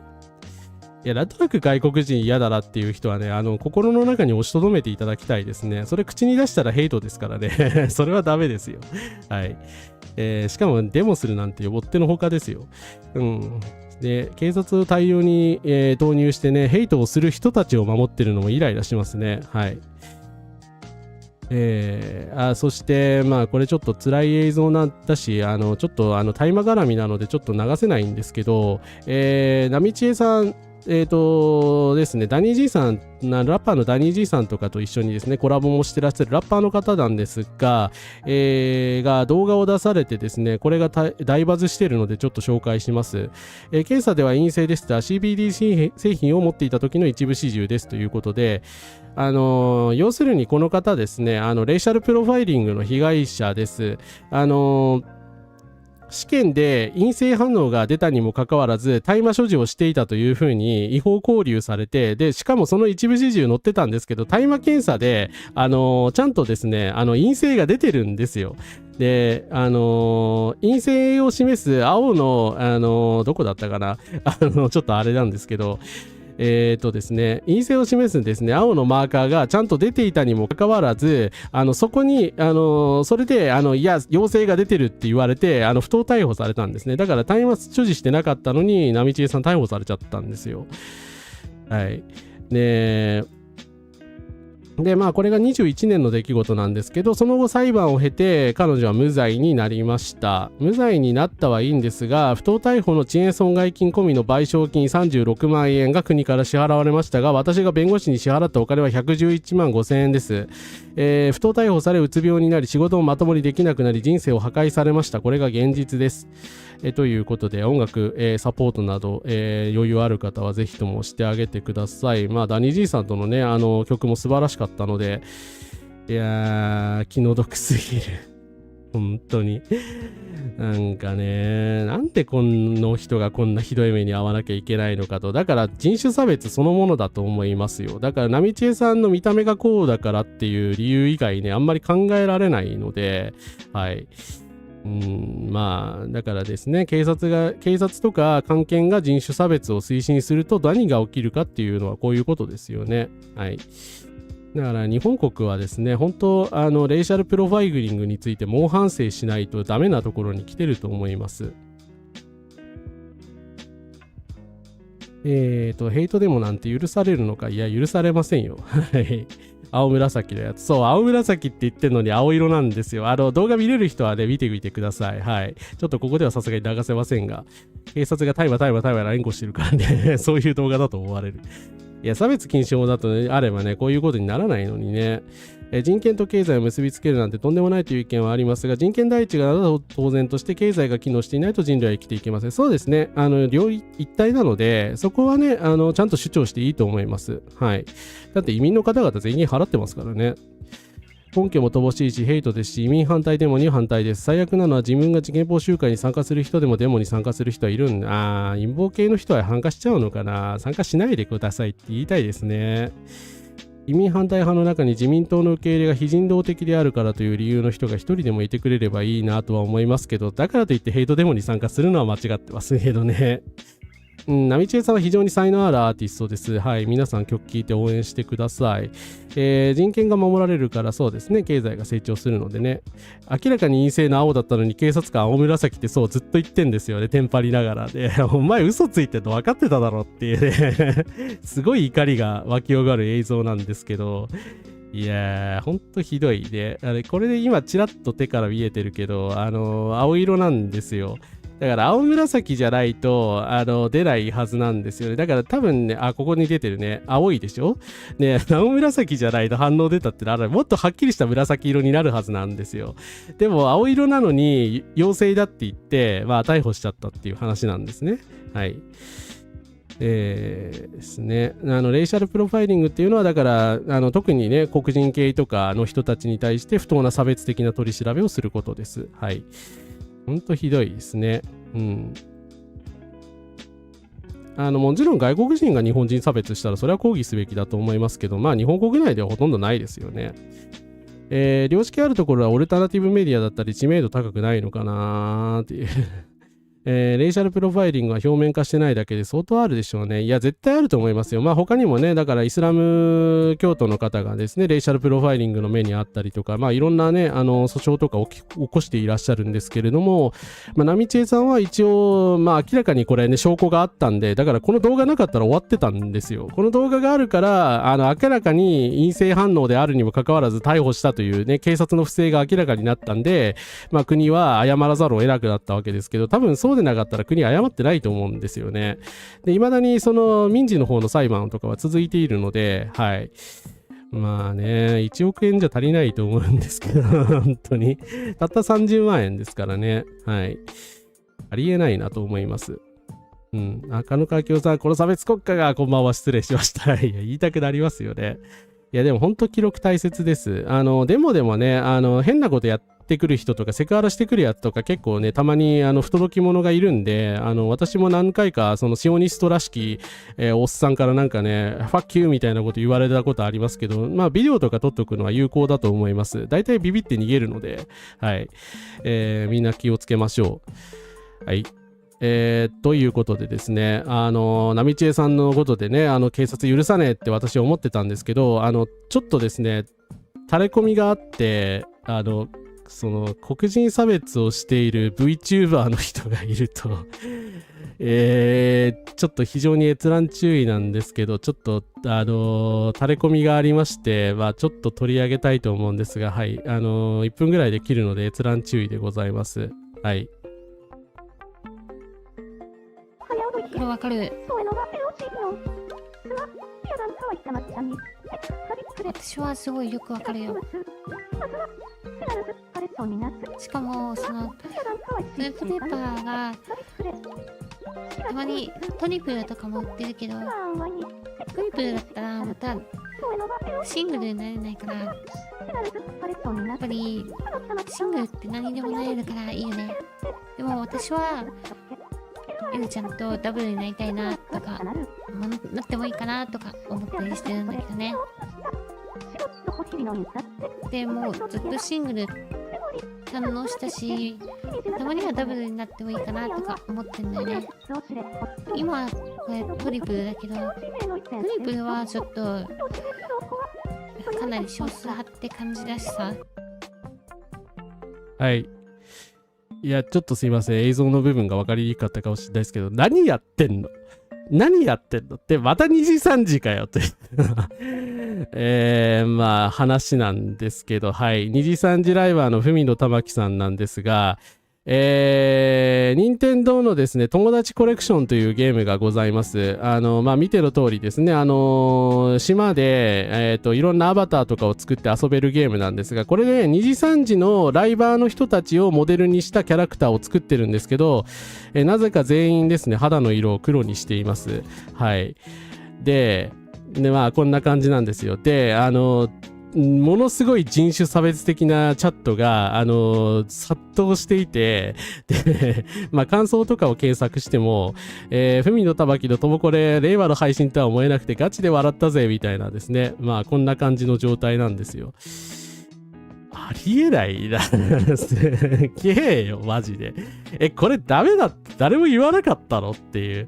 まあ、ちょっと、驚きですね、いろんな意味で。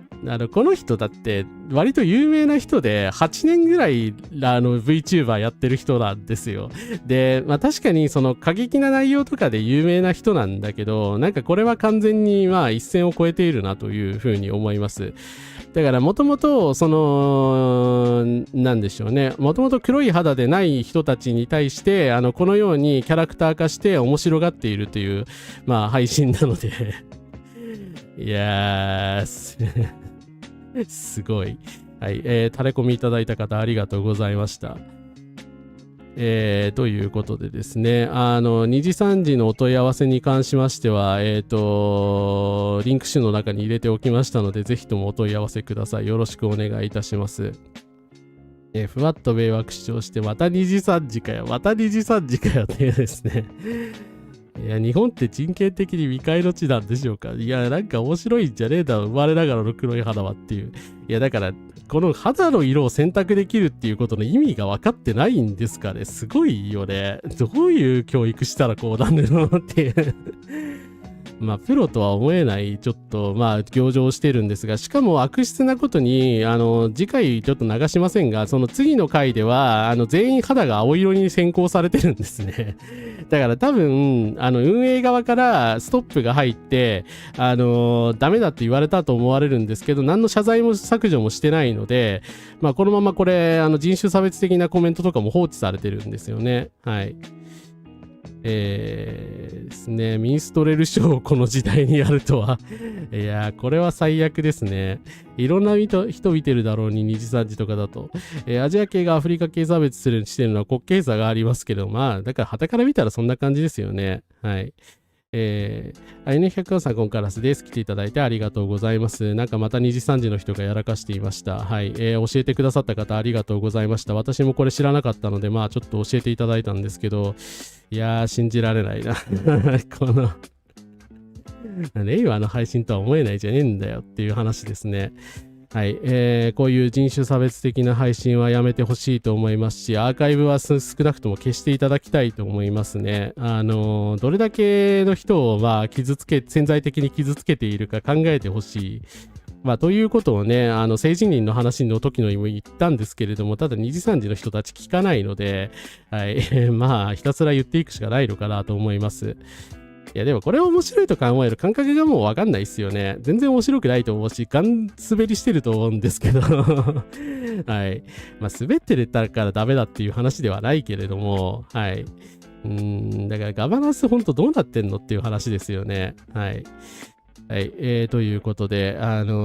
特にですね、有色人種の人に対する差別はやめましょう。はい。最後に、今日は子どもの日ですが、今日本には34万人の外国籍の未成年の方々が暮らしています。10年で 1.5 倍に増えました。日本政府は国籍にかかわらず、子どもが幸せに生きる権利を保障する子どもの権利条約を批准しています。しかし外国人の子どもは十分に守られていません。特に統計には出てこない、外留資格のない子どもたちは国民健康保険もなく病院にもかかれないなど生きる権利すら軽視されています。井川摂取仮放免の子どもたち日本人ファーストの標的で明らかにした、池尾先生ですけど、インフルエンザにかかり我慢していたら引きつけを起こし1日の入院で24万円を請求された高校生の話とか、ヘイトの被害にあり公園で顔に、こすりつけられた10歳の子供の話であるとか、まあちょっとね、受け入れがたいような話がたくさんあります。さいたま市の教育委員会の認識不足によって小学6年生の少女が学校除籍になり、半年も学ぶ機会を奪われてであるとか、まあ日本で長年暮らしてきたのに言葉もよくわからない母国に強制送還されたと。まあ入管の周りにはね、無数にこういう話があるわけです。私たちの隣にこうした子供がいることを多くの人に知ってほしいと思いますし、2時3時の人たちにも知ってほしいなと思います。はい。ということで、ともこれは差別をするために使う、ああいう、だからスキンカラーを用意したわけではありません。わかりますよね。はい。ということで、ヘイトの話でした。昔渋谷駅から路上に日の丸の大群があって怖かった。いや、会社レベルで本当ね、人権教育し直さなきゃダメだと思いますよ、本当に。これが初めてじゃないからね。これが最初だったらそんな言わないけど、まあ、なんか1ヶ月に1回ぐらいのペースで注意してるじゃないですか。もう、加減にせえよ、マジでっていう感じですね。はい。ということで、よかったらですね、チャンネル登録、高評価、引き続きよろしくお願いします。最後にですね、環境問題と、民主主義の話をして、今日の配信を終わりにしたいと思います。ちょっとお水飲ませてください。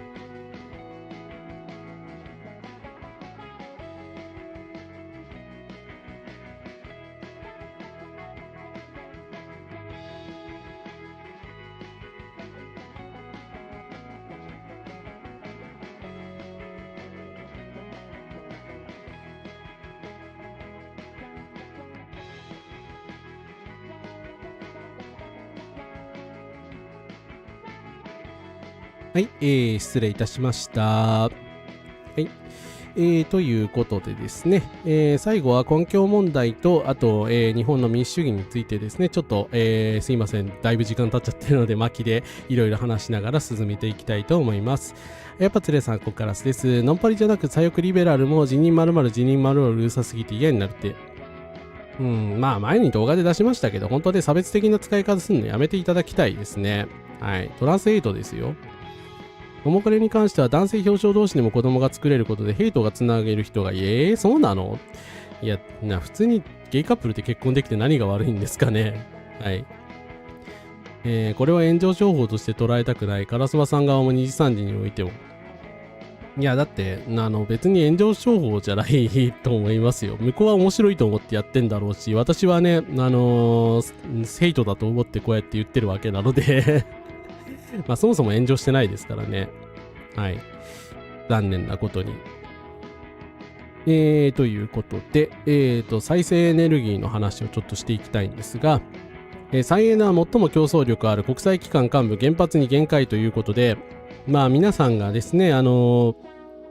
原発推進派の人たちがよく頼っている国際機関の人たちが国際再生エネルギー機関の、ラカメラ事務局長という方がいらっしゃいまして、再エネは発電コストや安定性に優れ最も競争力のある発電方法であり、化石燃料である発電と原発は安全保障で懸念があり持続可能なエネルギーとしては限界に来ていると。まあ言うのが遅いよという感じなんですけれども、日本はですね、まあ今石油危機ですけれども、これをね、まあチャンスと見るのはちょっと難しいかもしれないですけど、本当に再エネに舵を切らないと国が積んでしまうと思いますので、さっさとそちらの方向に行ってほしいなと思います。いや、炎上しだしないっていうのも怖い話ですけどね。で、ちょっとすいません、ショッキングなこれ画像なんですが、タバコ会社巨大グローバル企業搾取と欺瞞の構造というこちらの記事ですね、すごい話題になってたのでよかったら皆さん読んでください。これ WHO の啓発画像なんですけど、まあタバコ批判です。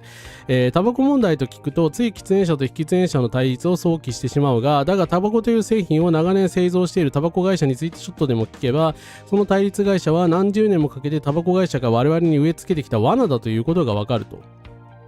で、私もタバコ問題について無知だったのでちょっといろいろびっくりしたんですけど、この記事一応裏取りしましたが、ほぼ真実です。タバコ問題の本質とは何か、それは国家の主権を侵食し、国民と途上国の資源や労働力を吸い取る巨大タバコ会社というグローバル産業による収奪システムである。なんかすごいいきなりでかいこと言い出したなと思ったんですが、どういうことかというと、まあ JT の話ですね。JT とは日本タバコ産業のことです。まあよくですね、飲料水とかも作ってるので、たまに見かける方はいらっしゃると思います。なんか私のリスナーにはタバコ吸ってる方あんまりいないと思いますし、公害問題とかもね、もちろんタバコを起こしてるわけですけども、多くの人は知りませんが、財務大臣は JT 法により JT の株式の 33.35% を持っていて、もともと国営企業なわけですよね。でタバコ関連疾患による年間の死者数は十数万人と見積もられていますが、日本政府は国民の生命や健康を守り、タバコによる死者や健康被害を抑制し規制する立場と、タバコ販売による利益を株主として受けている。こうした立場は矛盾以外の何者でもないと。要は日本って健康増進を政府としてしなきゃいけない責任を負う立場であるのに、JT を持ってタバコ産業で金儲けしてるので、何やってんのこいつっていう話ですよね。でも考えればこれ本当そうですよね。私も今までね、タバコ税とか上げられまくってながら、なぜ JT は潰れないのかっていうことを真剣にそういえば考えてなかったなって思うんですけど、JT はですね、今スイスのジュネーブに子会社の JT インターナショナルっていうのを設立していて、経営戦略とかもそこに一本化してるらしいんですね。だからといってあくまでも本社は日本なので、何でもグローバル企業の陰謀だって言ったらちょっと言い過ぎだと思いますけれども、要はそこで何やってるかっていうと、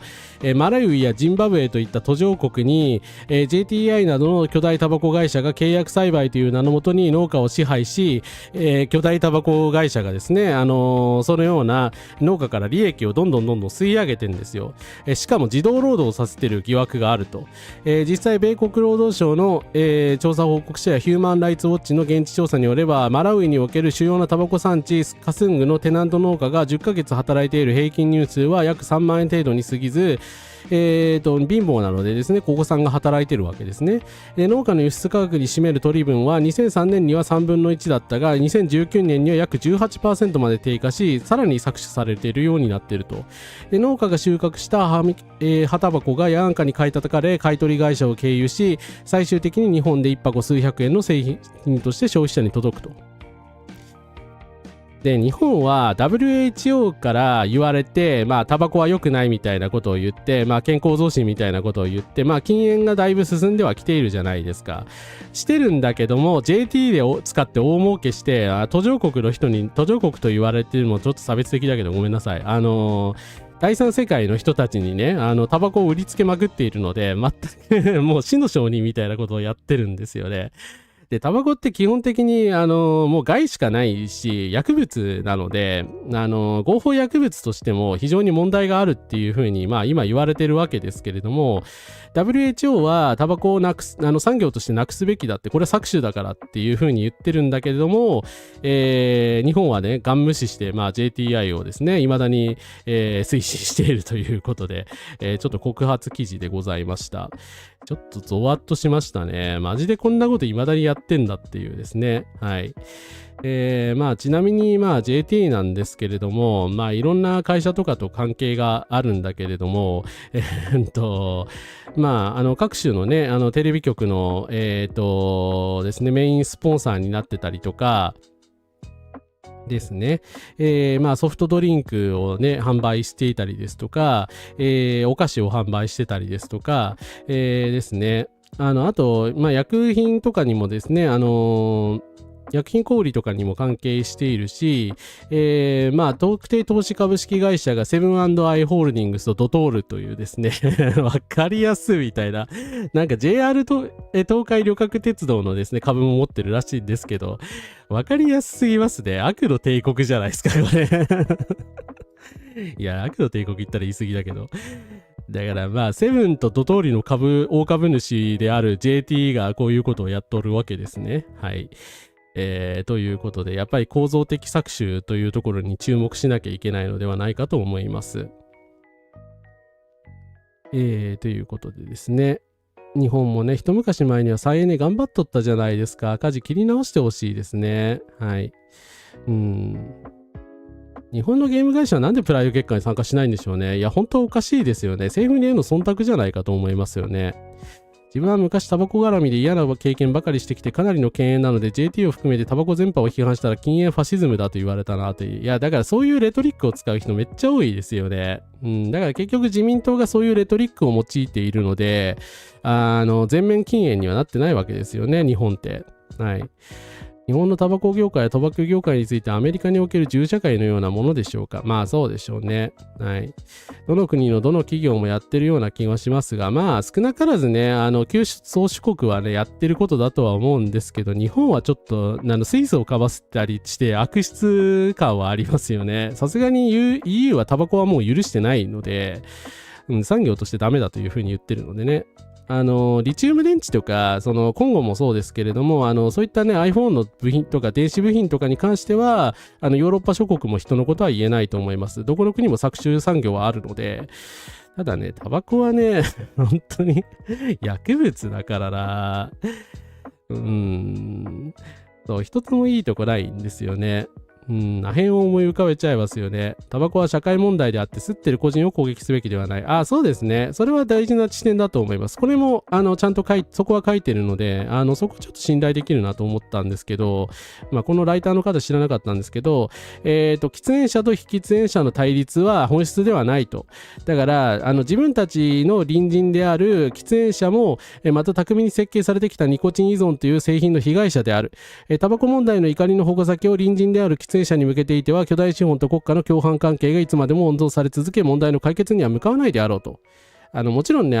公開被害者の方とかはねっていうか身近な方はねタバコ吸んじゃねえよって言っていいと思うんですけど、それとこれとはまた別の問題ですよね。いくら喫煙者叩きをしてもタバコ産業 JT 自体がなくなるわけじゃないし、 JT にとってはねおそらく日本撤退のタイミングを測ってる段階だと思うので、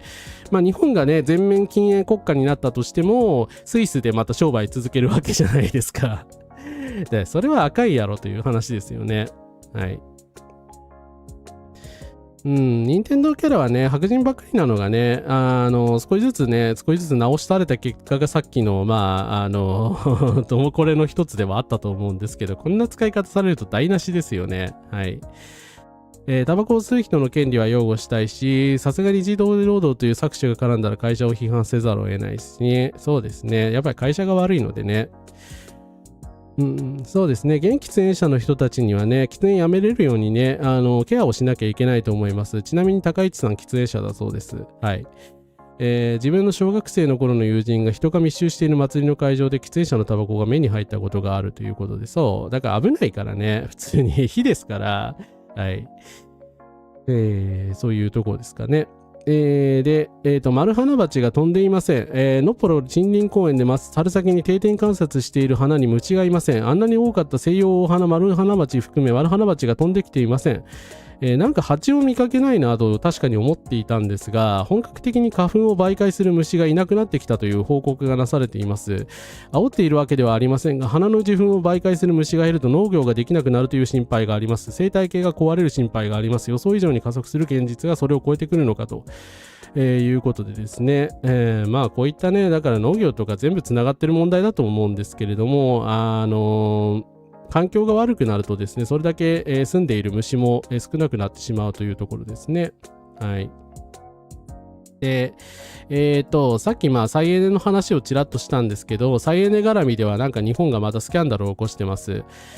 万博バス会社に96億円請求、大阪メトロが契約解除を通知、バス会社は認められないということで、大阪・関西万博で使われた電動バスにトラブルが相次いでいる問題が起きています。大阪メトロは148台のバスを販売した EV モーターズジャパンに対して96億円の支払いを求めていることが分かりました。これ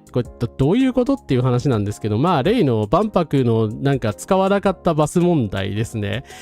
バスがずらーっとなんか、並んでる画像を見たことがあるかもしれないんですけど、維新の横山市長は、返還請求を応じてもらえるようにそこは定期的に尽力すべきだと思いますみたいなことを言っておりまして、ってあなたたちみんなグルじゃなかったのみたいなち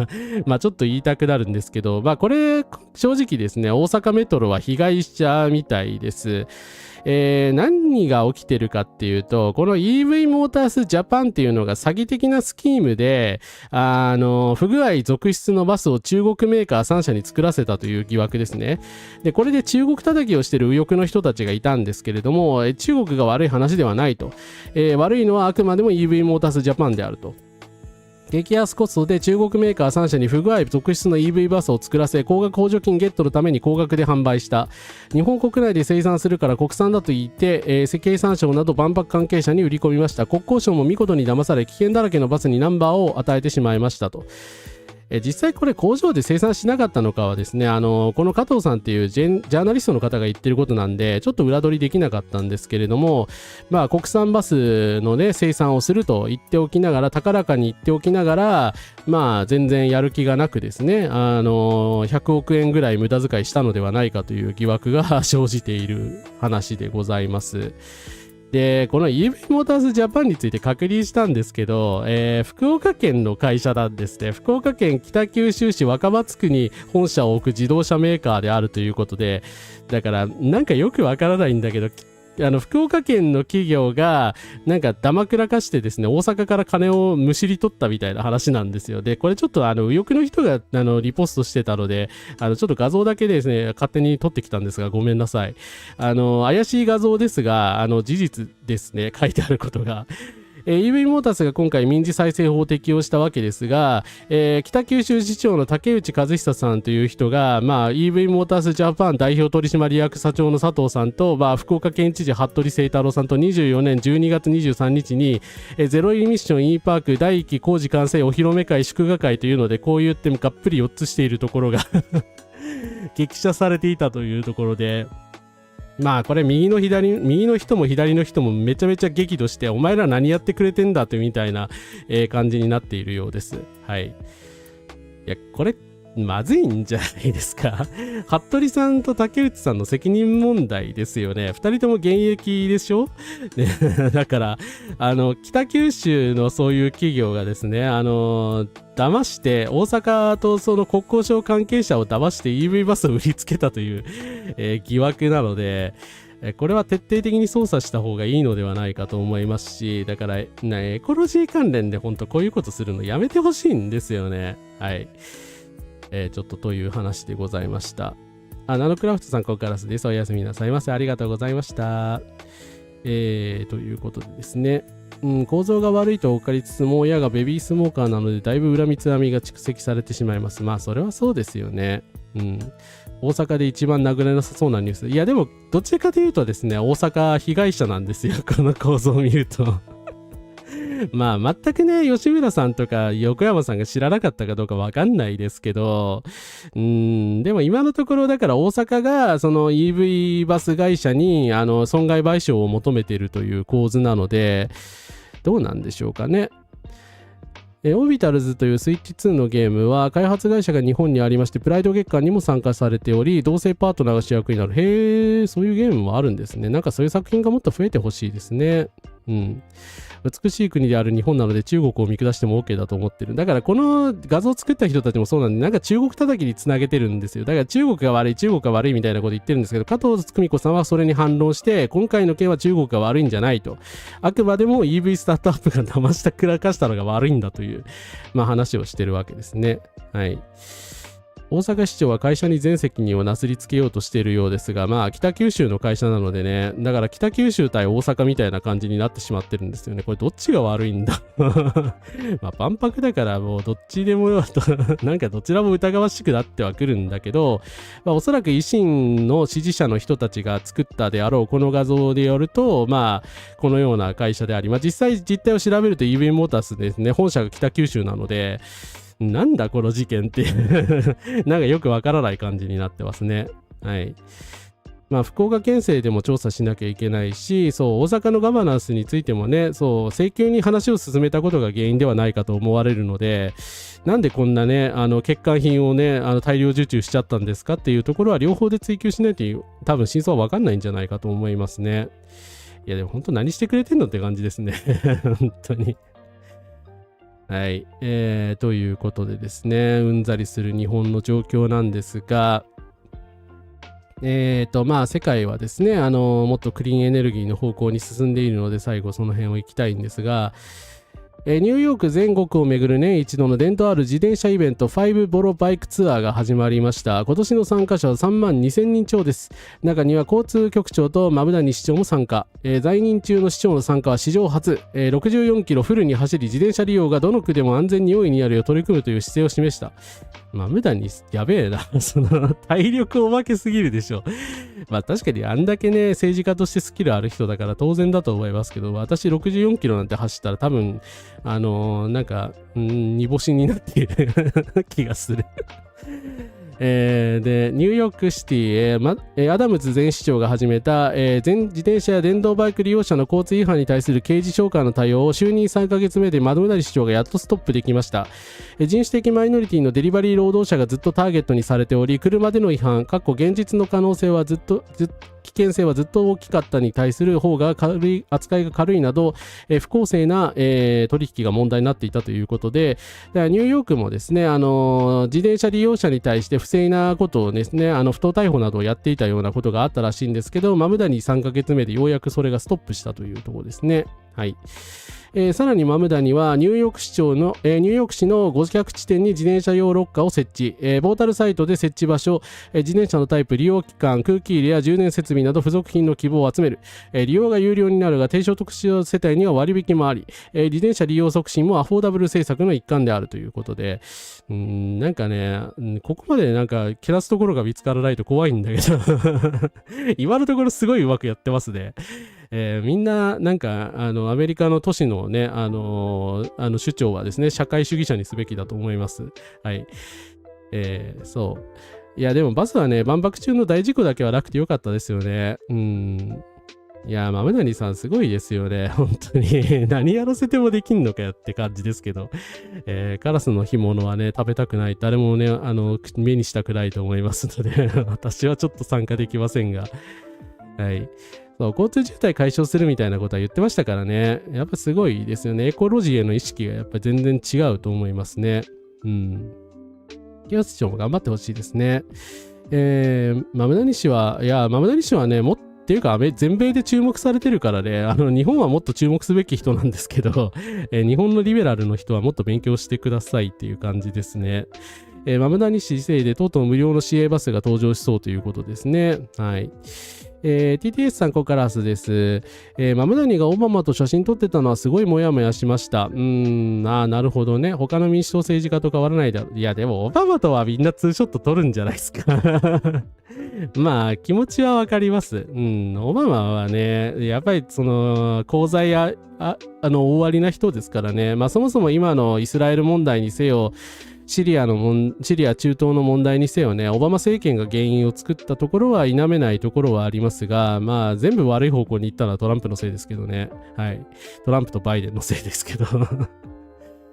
まあただね、マムダニは民主党員として民主党を変えるという姿勢の人なので、まあそこは見守るしかないのかなと思います。併設する可能性はゼロじゃないですけどね。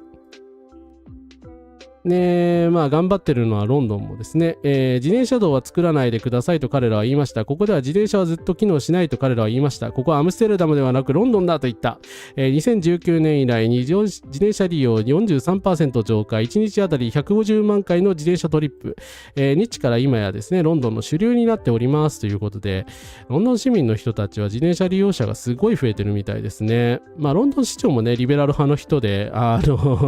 ずっとですね保守党とか、極右の連中に何言われてもですねずっと市長変わってないので、やっぱりロンドンはちょっと意識違うのかなというふうに思いますね。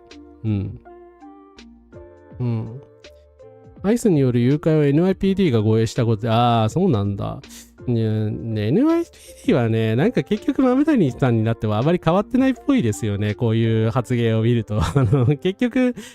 対立しないよって最初は言っていたんですけど、それは対立するよなっていう感じで、ボンボン対立してた方がいいんじゃないかと思います。はい。ベイロマさんはロンドンに住んでないと思います。他、ドミニク・クラウスさんがドイツ・ミュンヘンの市長に選出され、緑の党初の指導者であり、かつ同氏初のカミングアウトしたゲイの市長として歴史的な瞬間を迎えました。この35歳の人は、候補者は決選投票で 56.4% の得票率を獲得、元社会民主党の市長ディーター・ライターを破って勝利を収めましたと、いうことでですね、なんか自動翻訳だと性別間違ってるのがムカッとするんですけれども、気候変動対策、持続可能な都市開発、デジタル化、社会政策に重点を置く緑の党の政治家ですと、社会党よりもさらに左派の政治家がですね、まあこのようにですね、幸せそうでよかった、市長になったということで大変めでたいことだと思いますし、まあドイツはね今本当受けがひどくてやばいっていう風にまあ言われてるじゃないですか。でもミュンヘンレベルでね、でかい都市がまあこういうですね左派の市長になった、緑の党の市長になったっていうことは非常にいい動きだと思うので、まあメルツと戦うのが大変だと思うんですけど、バッシングされるだろうし、頑張ってほしいなと思います。地下鉄の旧道をサイクリングロードに利用してるんですね、ロンドン。ありがとうございます。知らんかった。他にはですね、アメリカもまあそれなりにやっておりますが、アマゾンがリードスポンサーとなっている今年のブルジョワ大会メットガラでアマゾンに虐げられている労働者を代表して労働組合を発起したクリス・モーロスが、抗議運動でバリケードを越えてレッドカーペットに入ろうとして警察にタックルされました。社会の縮図として象徴的すぎる光景ということでまあ、セレブの人たちのですね、独壇場となっているメットガラなんですけれども、はい、ハンター・シェイターさんはお美しいと思います。すいません。本質が関係なかった。まあ、外ではこんな騒ぎになってたり、まあ、メットガラの出演者の人たちもですね、別に黙っているわけではなくて、サラ・ポールセンさんという方なんですが、メットガラがジェフ・ベゾスがリスモーサーだからということで、金に目がくらんでいることを表現したとです。来ておられたということで、いや、ここまでするんだったら出なくてよくないっていうまあ感じなんですけど、まあ、セレブの方にはですね、こういう抗議の仕方もまあありなのかなと思いました。1% の億万長者というタイトルだそうでございます。いや、でもすごいよね。わかりやすすぎる。これは確かにメッセージ性が強すぎますね。はい。そしてですね、外では、マンハッタンのメットガライベント街で抗議が起きり、独自のレッドカーペットショーが行われているそうです。もうみんなこっちでやればよくないって感じなんですけど、タックス・ザ・リーチとでかくでかと掲げたところでですね、モデルさんとか、まあ、メットガラに入れなかったのか、それとも抗議して入らなかった人なのかは分かりませんが、まあ、このような感じでですね、ランウェイを走るということが、催しが行われていたそうでございます。はい。こっちでもうやった方が良くないかなという気がするんですけどまあというですね。まあメットガラはね、こういうそのメッセージングなセレブリティの人たちが集まってきて、まあね、反戦メッセージとかもいつも出してくれてるので、まあ比較的こういうイベントとしてはマシな方なんですけれども、今回ジェフ・ベゾスがスポンサーになったというところで、みんな結構怒っているそうでございます。はい。八母星さん、コンカラスです。いいセンスですよね。ゼンデーヤとかストリーブと一緒にボイコットせやとは思いますがこっちでいいさん。ジェフ・ベゾス、アマゾン CEO のペントハウスの外壁に労働者による抗議映像を流したり、そもそも参加しなかったり、服のデザインでメッセージを伝えたり、まあいろいろ本当やってらっしゃるみたいですね。第一、パリ万博に、喧嘩を打って人類初と言われる個展を開いたクールベを思い出します。なるほど。アート史からも結構そうやって位置づけられる出来事かもしれないですね。挨拶だけして寝ます。おやすみなさいませ。ありがとうございます。来てくださってありがとうございます。そしてそんな、トランプの顔出てしまいました。申し訳ありません。マムダニ市長なんですけど、マムダニはさすがにメットガラには来なかったそうです。まあ来れないわな。マムダニ市長はメットガラを欠席しました。で、ファッション業界の労働者6人を強調しました。ファッション業界は舞台裏で働く何千人もの労働者、裁縫師、仕立て屋、小売店従業員、配達員、彼らの並外れた才能と献身こそが賞賛に値するので、彼らの貢献によって、ですね、メットガラという催しは可能になっているのだということを、コメントで出されたそうです。まあ、マムダニルさんの立場としてはね、それはメットガラ来てニコニコしてたらね、それは言われるだろうからそういうしかないだろうなという感じですけれども、はい。まあ、それぞれの立場でね、こうやって人種差別とかですね、いろんな差別に抗議したりとか、メッセージを出したりするっていうのはいいと思います。はい。メットガラよりメットガラ抗議集会の方が楽しそうなのは本当それなんですよね。でも本当あらゆる業界がビッグテックが買収してるのやばいですよね。誰ももう独占禁止法とかで止められる段階にないですから、なんとかしてやっぱりメタとかね、アマゾンを止めないと、まあ法的にね、縛る枠組みが必要だなと思います。そうですね。しかも、ベゾスは、ワシントンポストのオーナーでもありますからね。はい。そして、まあ、ワシントンポストなどに負けない赤旗の社会部長の三浦さんなんですが、小泉京子さんが2日と3日に武道館でライブしました。ライブ中に打ち出された銀テープには戦争反対、平和な世界希望と書かれていました。ライブ開始前には岩野清志郎さんのイマジン、冒頭はビューティフルネーム、そしてトークでも戦争しないと決めた憲法の大切さ、戦争に加担しなくないと語られました。ラストも戦争を忌避する歌が歌われました。平和だからこそ憲法が守られるからこそ歌が推しが楽しめるのだと実感するライブでした。楽しさとともに勇気と元気をもらいましたということで、小泉京子さんのライブが成功したそうで素晴らしいことだと思います。ストップオールウォーズ戦争反対平和な世界希望というですね、非常にわかりやすいもうね、小泉京子さんにばっかり言わせてたらダメだと思いますけどね。はい。キョンキョン素敵ですよね。ケイト・ブランシェットはパレスチナカラーの衣装だったということです。あ、そうなんですか？去年じゃなかったでしたっけ？今年もやってきたのかな？ありがたい話ですね。はい。去年、パレスチナカラーでね、来たケイトさんだったっけ？メットガラに来た人いたんですよね。うん。ワシントンポストプリッチアスを取ったけど、今後どうなるやらですよね。はい。いや、小泉京子さん眩しいですね。まあ他には、今日オンエアされた坂本美優さんのラジオ Dear Friends で、ですね、ステッカー、ノーウォーというステッカーをいただきましたということで、大竹しのぶさんですけれども、お花も音楽も芝居も、みんなが普通に見られる世界にならなくなってはと思いました。ありがとう坂本美優さんということでですね。はい。まあなんかね、こういうメッセージがね、芸能界でも伝わっていくのはいい話だなとは思います。はい。ですね。すいません、ケイトさん。ブランシェットさんの話をしてました。ですね。ただですね、大きな影響力のある人が反戦反差別を訴えてくれればというのはね、私も正直いつも思っちゃうとこなんですけど、そもそもそれは結局ポピュリズムや権威主義になってしまうので、本質的な世論の変化でないということは知っておいた方がいいとは思います。本質的変化とは結局我々一人一人が声を上げていくことでもたらされるものです。ということで、これは全くその通りだと思います。はい。ということでですね、最後一人一人が声を上げた、シーンを出したいんですが、1200人の前で人生初のデモ演説をする私、普通に楽しそうで笑った。昨日はありがとうございました。いい経験させてもらいましたということで、名村久さんという方なんですけど、大阪農外線に、5月3日にいらっしゃったそうでして、演説もされたということでですね、素晴らしいことだと思います。ていうか、大阪にもですね、1200人も集まってるのは本当すごいですよね。はい。ですね。またですね、販売ブースからの関係ですが、世代が明確に若返っておりました。人を見た目で決めつけるのは良くないと言われてですね、見た目でジェンダリングしたりですね、プロファイリングしたりするのは良くないよという話はしているところなんですが、この方はですね、女性が増えたという根拠として、女性トイレがね、ずっと激混みしていたというところを挙げておりまして、まあ、それは一応適正な評価かなと思います。女性でも限らないけどね。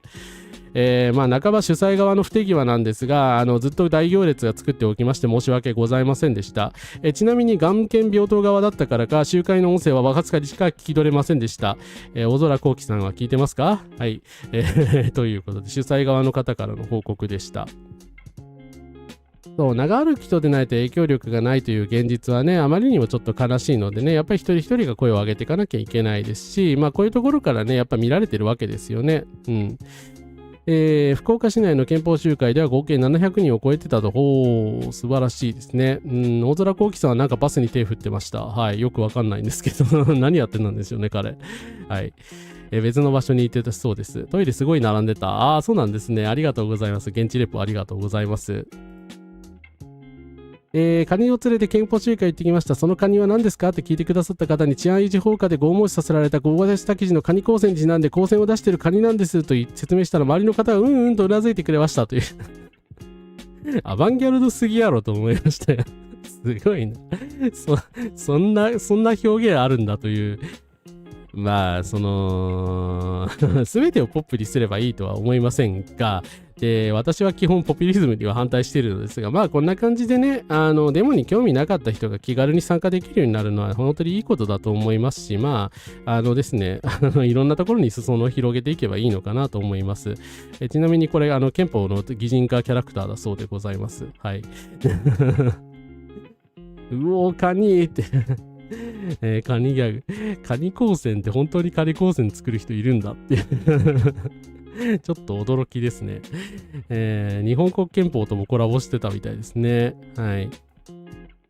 他にはパッチワークで憲法9条をですね、やっていた。これはもうなんかアートの域だと思いますが、日本国憲法第9条、戦争を永久に放棄するというですね、詩集で、パッチワークで作られてきた方がいらっしゃったようです。すごいなまあこういったものをね、見せ合ったりするだけでも行く価値はあるんじゃないかなという気がします。いや、ほんとクリエイティビティすごいですよね。うん。なんか映画村でなんか拷問をネタにしてる人たちいましたけど、ああいうのはね、ほんと2時3時と同じなんでやめるべきだと思います。はい。これかっこいいですよね。ネタニヤフのような高い位置が成功すれば日本は東アジアのイスラエルとなってしまうだろう。したがって日本反戦平和運動は絶対に勝利しなければならない。トランプ高市へユン・ソンによる、再選国際極右同盟に対抗する韓米日平和進歩同盟が必要であると、非常にこれ引用で力強い韓国語のねあれがあったんでちょっと取り上げたいんですけど、まあ連帯しなきゃダメですよね。これ一見するとなんかすごい極右の人たちの集まりに見えるんですけど、まあそういうわけではないです。フリーワールドのために団結するということなので、まあ韓国の左翼、アメリカの左翼、日本の左翼、イスラエルの左翼がまあ結集しなければならないというですね、まあ当たり前ですけれども、まあそれそうだろうなと思いました。はい。まあそれぞれ連帯しないと、特にまあイスラエルとジャパンはですね、自国の力だけでひっくり返すのは難しそうなので、まあ特に韓国の人たちにはですね、頭下げて勉強させていただくぐらいの気持ちでいた方がいいかなと思います。はい。いや、本当平和進歩同盟組まないと負けちゃいますからね。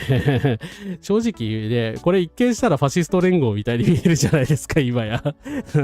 コリアはちょっと違うけど。はい。めちゃくちゃすごかったです。どうやってこんな美しいグラデーションを作るんだろうと感動してしまいましたっていうね、素晴らしいですよね、これ。特攻服みたいなのの背中にびっしり憲法を書いてる人もいました。あれやったんだ。なんだっけ。所十三先生のデザインのやつですかね。特服のぶっ込みのタクの漫画家先生がオタクによる反戦デモの時にそういう絵描いてたんですけど、あれ本当に作る人現れたんですね。素晴らしいな。トワニッツはその山田轟法律事務所の壁の憲法14条を思い出しますね。うん。平和進歩同盟が本当必要ですね。お手伝いやってる鍋倉さんがカバン盗まれたり機材壊されたりしてるので反戦反差別が言うことにリスクが上がりつつある。これはもう暴力沙汰なので警察に届けなきゃいけないと思いますけど。いやー、でもなんかな、ファシストの人たちはなんかなりふり構わずそういう暴力とかに訴えてくるのかなと思うとちょっと怖いですね。まあ皆さん身を守りながら頑張っていきましょう。そしてまあこれ最後にこの映像を皆さんに見せて終わりにしたいんですけど、憲法記念日の3日、東京都江東区の有明防災公園で2026年憲法大集会が開催され、会場にはたくさんの人たちが集まりました。戦争参加が現実味を帯びてきましたので、戦争反対、改憲反対、高市雨の自民党解体なので拡散で声を広げていきましょうと。なんかずっとその人数について言ってた方いらっしゃいましたけど、これ確実に3万とかはいる5万はいるかどうかわからんけどだってこっちにも右上側にもこれずっと広がってんですよ、人が。これ全部人間ですよこんなのね、トランプのノーキングスデモではの空撮では確かにこういう光景がね、たくさん繰り広げられて、あれはまあ100万人とか集まってたわけですけれども、まあ一部とはいえね、5万人近く集まったっていうのは本当にすごいことだと思います。まあこの流れがね、ですね、毎日新聞のようなメディアに潰されないようにも、はい、続けていきたいなと思います。はい。ということで、本日の配信も以上になります。ありがとうございました。お付き合いいただき、よくまでお付き合いいただきましてありがとうございました。いやー、こんだけ集まったのすごいですよね、普通に。いや、全然5万近く集まってないってこれって見て思ったんですけどね、やらせだとかね、水増ししすぎだみたいなこと言ってますけど、いや、結構いるだろって5万はいないかもしれんけど、3万はいるわっていう。憲法集会中の思い出として、やんちゃな格好の若い人が急に大声で戦争反対じゃと乱入してきてすぐに追い出されていましたが、冷やかしではなく本心であることを祈りますし、彼らが兵隊に取られないようにしていきたいと思いました。そうですね。たった1箇所かつノンポリ勢がかなり多い中でこれだけ集まったのはすごい。そう。ね、そんなにいないだろうと言ってるのに、まあさらに増やすのみですよね。いや、テレビでね、もっともっと取り上げてほしいですけどね。はい。お疲れ様でした。ありがとうございました。ありがとうございました。はい、皆様ありがとうございました。お付き合いいただきありがとうございました。私行きましたけど、5万人いてもおかしくない人数でしたよって。いや、そうですよね。行った方、本当お疲れ様でした。はい。まあね、これからも日常続いていきますけれども、まあなんとかですね、ナフサが来るように祈りつつ頑張りましょう。はい。と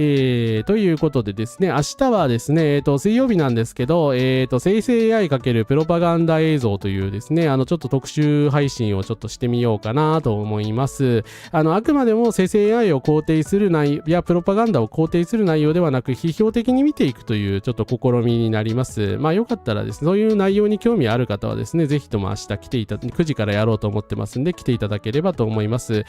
そして、ちょっと予定が変更になったんですけど、土曜日いつもやっている、ゲーム配信コズミックホイールシスターフットの第3回は金曜日の21時からやる予定になっております。ちょっとですね、時間を間違えないよう、スケジュールと確認していただければと思います。はい。ということで、本日も皆様、ご視聴、ご感想、コメント等いただきましてありがとうございました。戦争、虐殺、差別、あらゆる加害に反対します。そして生き残っていきましょう。ということで、はい、皆様ありがとうございました。お疲れ様でした。おやすみなさいませ。お疲れ様でした。よかったら次の配信でお会いしましょう。お疲れ様でした。